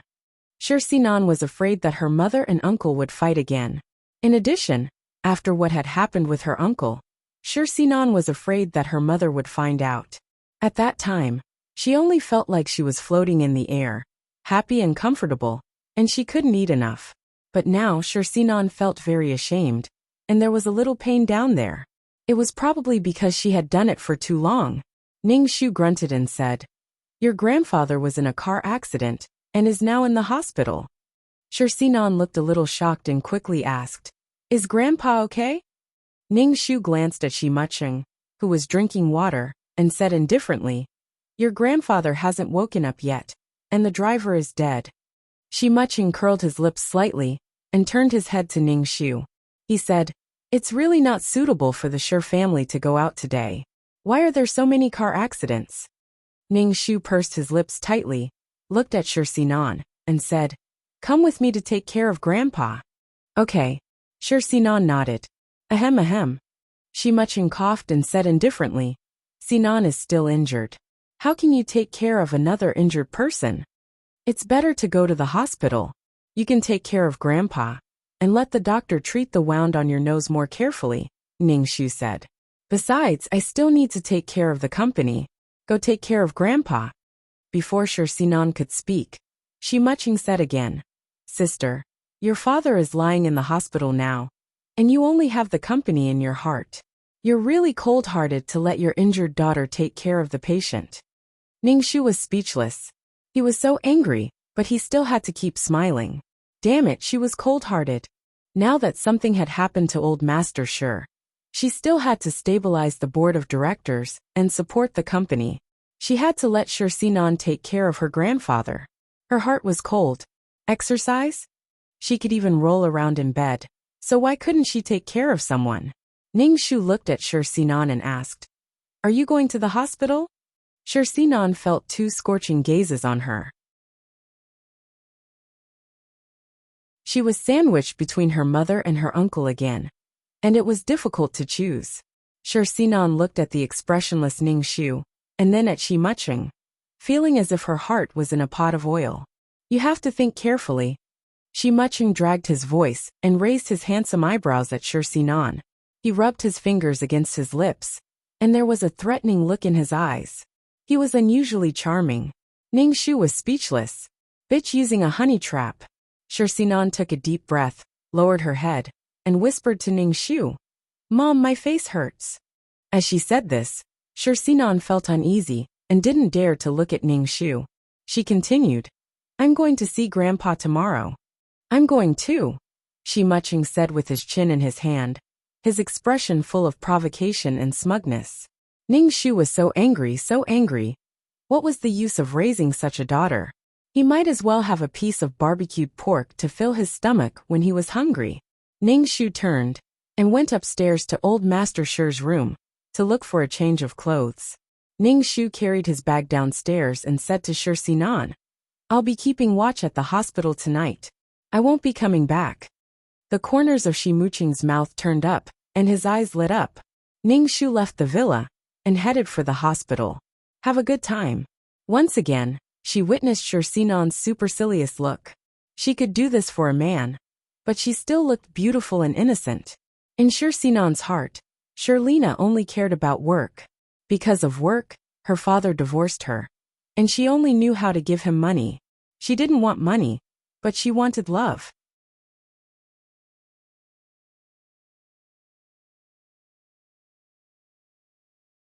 Chapter 790. After Shirsinan refused to go to the hospital to take care of old Master, Ningxu packed his things and left. Shirsinan felt very uneasy. She looked at Shimucheng and said, "Uncle, why don't you let me go to the hospital? Look at how angry Mom is now." Shirsinan wanted to go to the hospital, but in the face of Shimucheng's threatening gaze, she could only compromise. She was really afraid that Shimucheng would tell her about their relationship. Shirsinan wanted to hide it for as long as she could. Shirsinan couldn't imagine the expressions on other people's faces. Shimucheng kept drinking water, but his mouth was dry. He heard Shursinan say, "You can go. I'm not stopping you. Uncle you." Shursinan was furious. "You're obviously threatening me."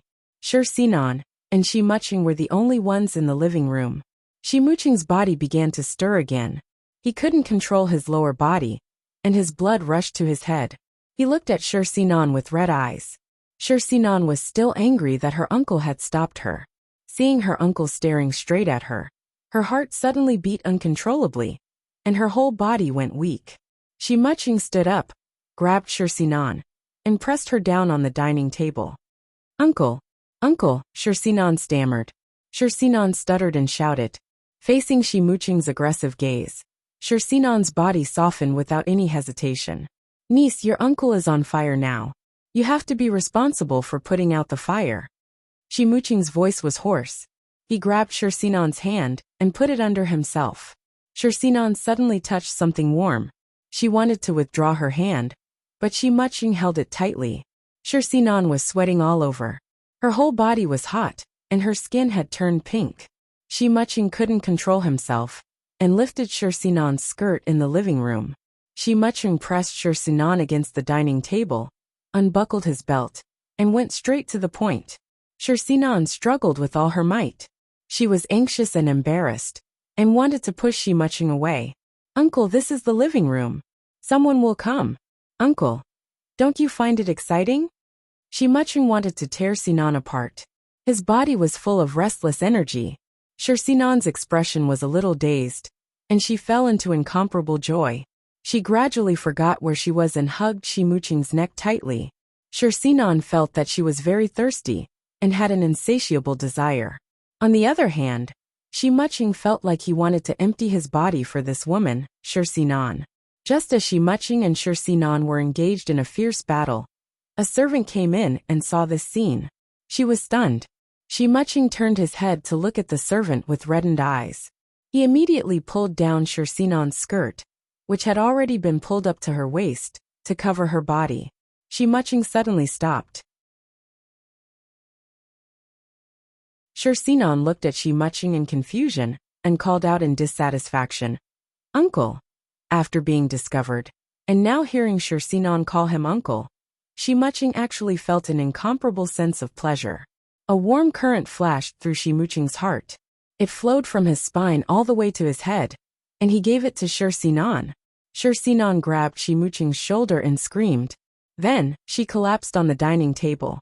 Shimuching leaned on Shursinan's body, and felt dizzy for a while before he slowly put on his clothes. He glanced at the servant who had been standing there in a daze and said coldly, "Get lost if you don't want to die." When Shursinan heard Shimuching's words, she turned and saw the servant. She immediately held her head and screamed in fear. "Uncle, what should we do?" Shursinan couldn't imagine that if one person knew, everyone else in this villa would know as well. Shimuching curled the corners of his lips coldly. "It's okay. You're fired now. If you don't want to die, keep your mouth shut and get lost," Shimuching said to the servant, full of murderous intent. The servant was so scared that her face turned pale. What had she seen? The filthy affairs of the wealthy? When she met Shimuching's murderous gaze, the servant quivered, and turned to run away without even leaving her things behind. "Uncle!" Shursinan looked at Shimuching blankly and fearfully. "What should I do now? Uncle, I'm scared."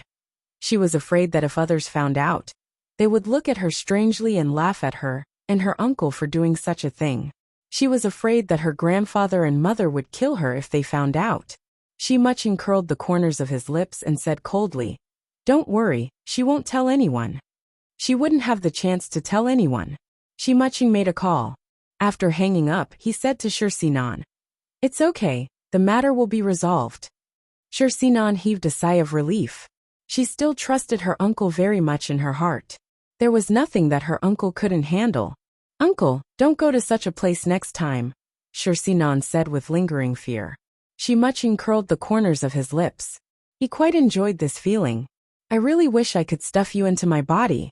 Shursinan lowered her head, and didn't dare to look at Shimuching. On the other side, Ning Shu was working on his computer outside the intensive care unit.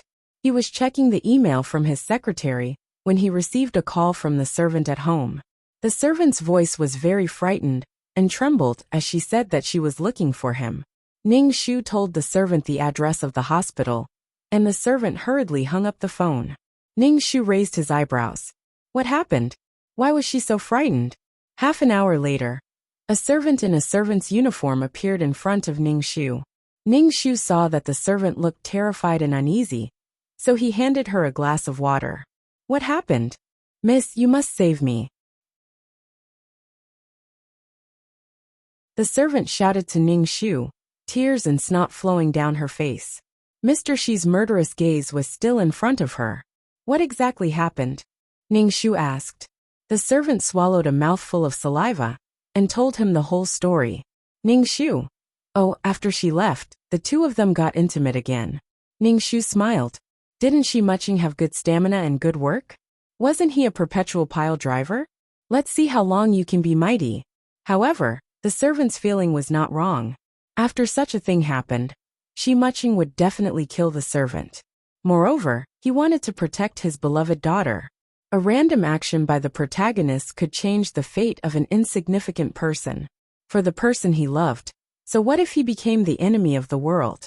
So what if he killed everyone in the world? Miss, you must believe me. What I said is true. The servant said anxiously to Ning Shu. Stay in the hospital and take care of my father.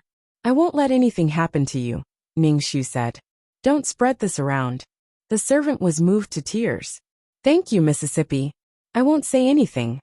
She would only say something if she was tired of living. Moreover, one of them was Miss' daughter. If her reputation was ruined, Miss would deal with her first. Ning Shu thought about it and decided to transfer to another hospital. Now the old man was like a flame in the wind, very fragile. As long as Shi Muching removed the old man's oxygen mask, the old man would be able to swallow his last breath.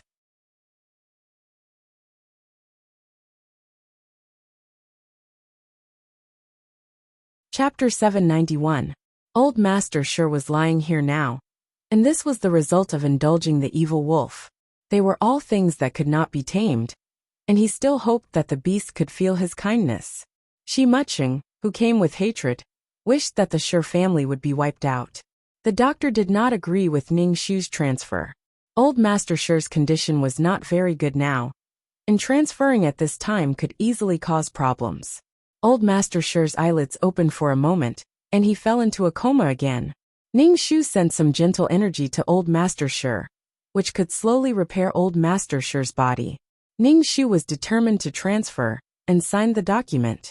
Old Master Sure was carried into the car, and the servants followed. When they arrived at the new hospital, Ning Shu asked the hospital to keep Old Master Sure's condition a secret.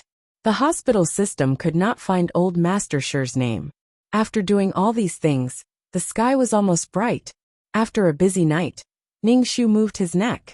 If it were not for his peerless martial arts, his body would not be able to stand staying up like this. Old Master Sure had doctors, nurses, and a servant to take care of him.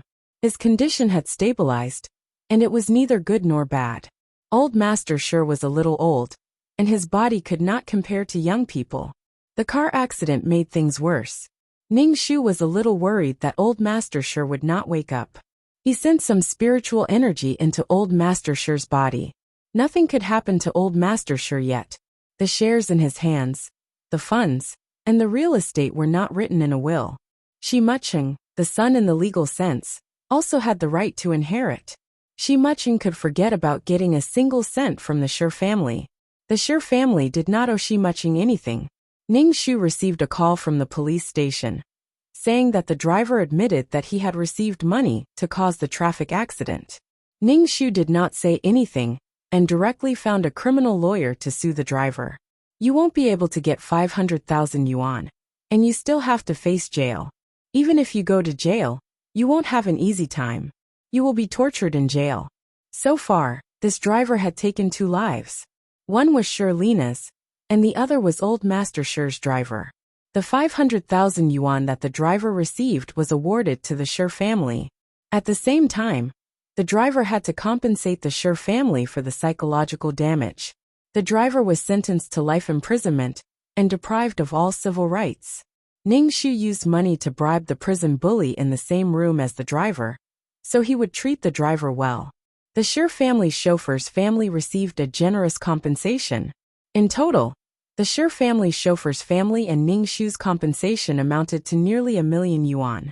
Ning Shu wanted his family to leave the city. It was a good thing to have money in their hands, but there was no guarantee that Shi Mucheng would not deal with the Shi family's chauffeur. 1,000,000 was not a small number. The Shi family's chauffeur was an innocent person who was shot and involved in the Shi family's conflict. Thinking that the chauffeur was being paid to harm someone, the Shi family's chauffeur did not hesitate and left the city as quickly as possible. After dealing with these matters, Ning Shu hurriedly went to the company to hold a board meeting. The matter of the old man's car accident couldn't be covered up. The stock market had fallen, and now the shareholders of the board of directors were a little restless. Ning Shu had to ensure that the company operated normally and was profitable, so that the shareholders' pockets would not shrink. He was as busy as a dog every day. Ning Shu asked the secretary if she had come to work in Shi Mucheng. The secretary shook her head and said that the vice president had not come to work for a few days. Ning Shu pursed his lips. She was probably with Shirsinan every day. She hadn't returned to the villa for a few days, and Shirsinan hadn't called to ask how her grandfather was doing either. Meeting such a daughter was simply a nightmare.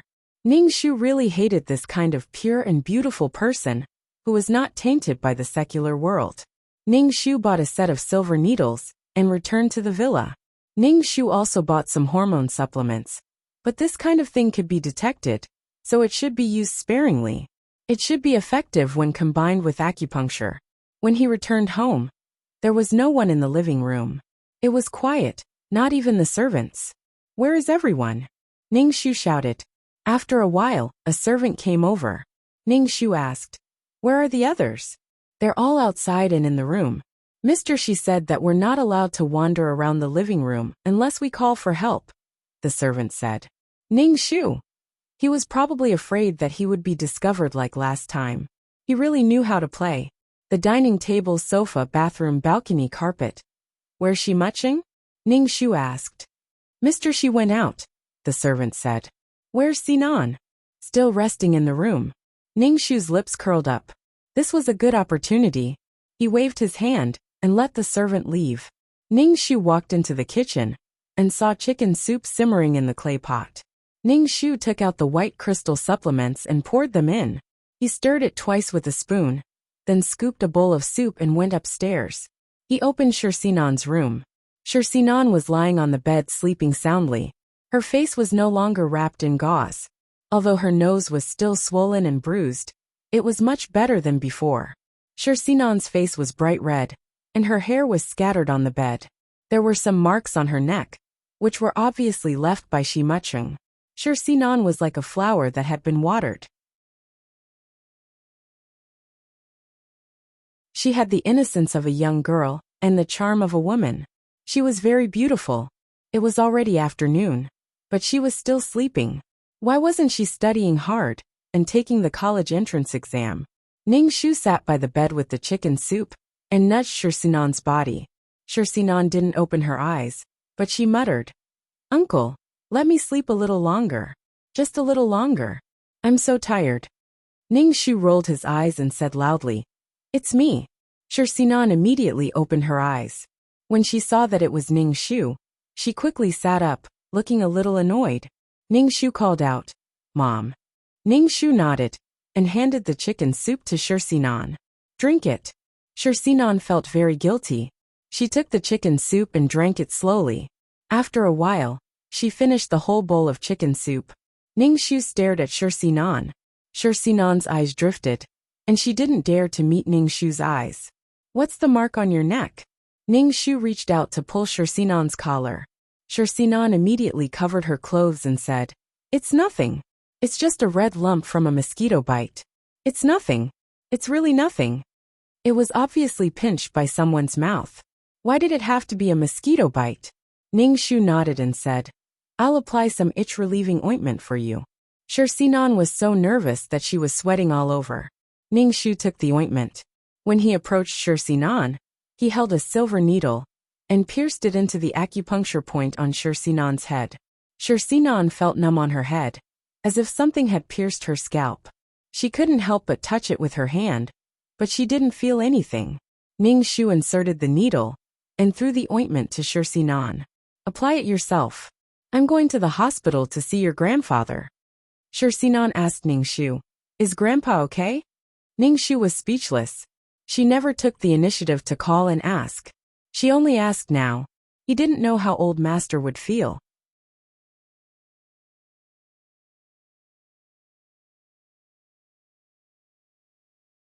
Chapter 792. Shirsinan didn't even care about the Shir family. So how could she be the rope that tied Shi Muching down for the benefit of the Shir family? She didn't have the intelligence to be a rope at all. Seeing that Ningshu was just staring at her, Shirsinan hurriedly asked, is Grandpa in a serious condition? Fucking retard. Ningshu grinned. Fortunately, he's already awake. Shirsinan heaved a sigh of relief and said with a smile, it's good that Grandpa is fine. Mom, I'll go with you to see Grandpa. The hospital transfer was to avoid Shi Muching. If Shirsinan knew the address, it meant that Shi Muching knew as well. Ningshu said lightly, aren't you going to take the exam? Study hard and wait for your university admission letter. Shirsinan's face turned red. She hadn't been to school for a long time since she was injured. As soon as she said that she wanted to go to school, her uncle was unhappy. He even said that her body hadn't recovered and domineeringly forbade her from going to school. But Shirsinan still felt sweet in her heart. In the past few days, she and her uncle had been living in their own world and hadn't thought about studying at all. Shirsinan knew that she wasn't smart. In addition, she hadn't been able to keep up with the classes these days, so it would be a little difficult for her to get into university. Shirsinan grabbed Ningshu's arm and shook it coquettishly. Mom, what if I can't get into university? You won't blame me, right? No, why would I? Even if you died in front of me, I wouldn't even blink. Death was too simple. It was better to live than to live. A heart that was being tormented in hell, that was true agony. Ningshu pushed Shirsinan's hand away and left with the empty bowl. When Ningshu went downstairs, he saw Shi Muching. Shi Muching had just returned from outside. The two of them faced each other, full of sarcasm and coldness. Ningshu sized up Shi Muching. His face was a little flushed, and his lips were very red, like a woman who had put on lipstick. His forehead was sweating, his eyes were bloodshot, and he looked like he was on fire. Shi Muching was very anxious, because in the past few days, several of his clubs had been raided by the police.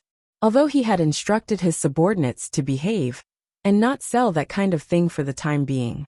However, not only did the buyer become obsessed with the poison, the seller also became obsessed with it. It was a huge profit. Everyone was willing to take the risk, because it was all about money. He was caught red-handed by the police.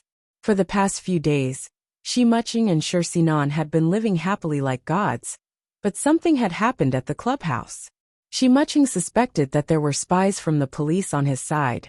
After a thorough cleaning, several corpses sank to the bottom of the sea. When the clubhouse was closed for reorganization, his rival in the underworld opened a clubhouse opposite his clubhouse, blatantly provoking him. Drug trafficking was a big crime. Shi Muching managed to suppress this matter with great difficulty, but the company was found to have evaded taxes and was involved in money laundering activities. It was being investigated. After the investigation, there would definitely be a large fine. Would his business license be revoked? Tax evasion was also reported by others. Shi Muching didn't believe it. Why were the people who reported his businesses? If it wasn't for the fact that someone was targeting him, Shi Muching would have chopped off his own hands. Shi Muching's gaze was like a steel knife that scraped across Ningshu's face with a bone-chilling coldness. Ningshu took the empty bowl into the kitchen and washed it. The bowl was dipped in hormone supplements. Shi Muching's gaze had been fixed on Ningshu, somewhat certain and somewhat suspicious. Ningshu wiped the water in the bowl and put it in a cupboard. Ignoring Shi Muching's gaze, he picked up his bag and prepared to leave. Shi Muching reached out and grabbed Ningshu. Ningshu turned his head and looked at Shi Muching indifferently. Brother, what's the matter? Did you do it? Shi Muqing said in a low voice. When he spoke, there was a scorching breath, and Ning Shu could feel the heat in his face. Shi Muqing's 5 viscera and 6 bowels were very hot. Ning Shu looked at Shi Muqing's hand. There were red circles on his palm and red veins on his palm. This was a sign that the evil wind had entered his body and invaded his kidneys. Ning Shu looked puzzled. I don't know what you're talking about. What did I do? Ning Shu looked at him as if he was crazy. Shi Muqing narrowed his eyes and bent his fingers to grab Ning Shu's neck. Ning Shu tilted his head and dodged. He grabbed Shi Muqing's hand and used all his strength to throw Shi Muqing over his shoulder. Shi Muqing fell heavily to the ground. His face was a little green. He turned over and got up, but he was dizzy and supported himself against the wall.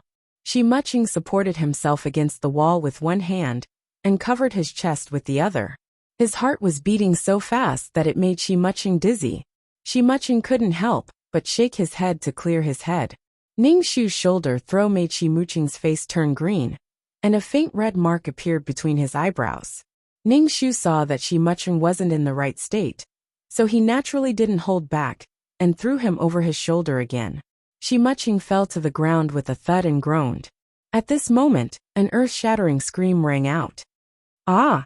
Shi Sinan stood upstairs and saw her mother, father, and uncle fall to the ground. Just hearing the thud made her feel pain. Shi Sinan hurriedly ran downstairs and stood in front of Ning Shu. She asked, Mom, why did you fight with uncle again? Why can't we talk things out? Do you have to fight? Shi Sinan quickly squatted down and helped Shi Muqing up. Ning Shu's expression was quite cold. He took his bag and left. Shi Sinan ignored Ning Shu and asked Shi Muqing anxiously, Uncle, how are you? Are you okay? Shi Muqing's nose twitched. When he smelled Shi Sinan's scent, his lower abdomen actually began to stir, and he wanted to press this woman under him. The recent events had made Shi Muqing very tired, but when he was with Shi Sinan, he felt exceptionally comfortable. He was really as happy as a fairy. This woman was full of unparalleled attraction to him. As soon as he saw her, he wanted to press the whole woman under him, rudely tear her apart. Shi Muqing was like a wild beast that had released its bestial nature. He was addicted to this kind of thing, and felt that his body was full of strength, waiting to enter the palace. Shi Sinan was still worried about Shi Muqing, and checked if there were any injuries on his body. When she looked up, she saw the emergency nurse staring straight at her. That kind of gaze was too obvious. Shi Sinan immediately blushed and turned to leave, but Shi Muqing grabbed her arm and threw her on the sofa. Shi Sinan exclaimed, but when Shi Muqing pressed over, she took the initiative to wrap her arms around his neck. On the sofa in the living room, another fierce battle ended at some point, and Ning Shu drove to the hospital. Of course, she knew what Shi Muqing was talking about. For some evidence, Ning Shu had become a child of wealth. There were always some people who would do desperate things for money. As long as the chips weren't enough, there was nothing that couldn't be betrayed.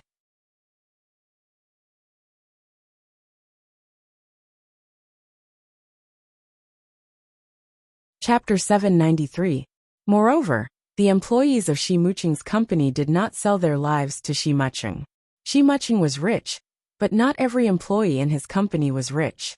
Ning Shu was worried sick about the Shi family's company, and Shi Muqing was also in trouble. Otherwise, with Shi Muqing's character, how could he let go of such an opportunity? If he did not come out to cause trouble, he would not be Shi Muqing. However, he was in trouble now, so he did not care about the Shi family's company. When they arrived at the hospital, Ning Shu went to Old Master Shi's ward. Old Master Shi had already woken up, but he was not in good spirits and could not say much. The servant was taking care of Old Master Shi, wiping his face and hands. Father, Ning Shu called out to the old man. Old Master Shi saw Ning Shu and said weakly, Is old Zhang really dead? He's dead, Ning Shu said. He died when the rescue failed. The driver admitted that he was paid to kill him. Old Master Shi did not say anything for a while before saying, Call my lawyer over. Calling a lawyer meant that he was going to make a will. Ning Shu called Old Master Shi's personal business lawyer. Not long after, a lawyer in a suit came over. However, This lawyer was accompanied by an old man, who was about old Master Shi's age. The old man saw old Master Shi lying on the hospital bed and asked, "Can you survive?" This old man had been old Master Shi's friend since he was young.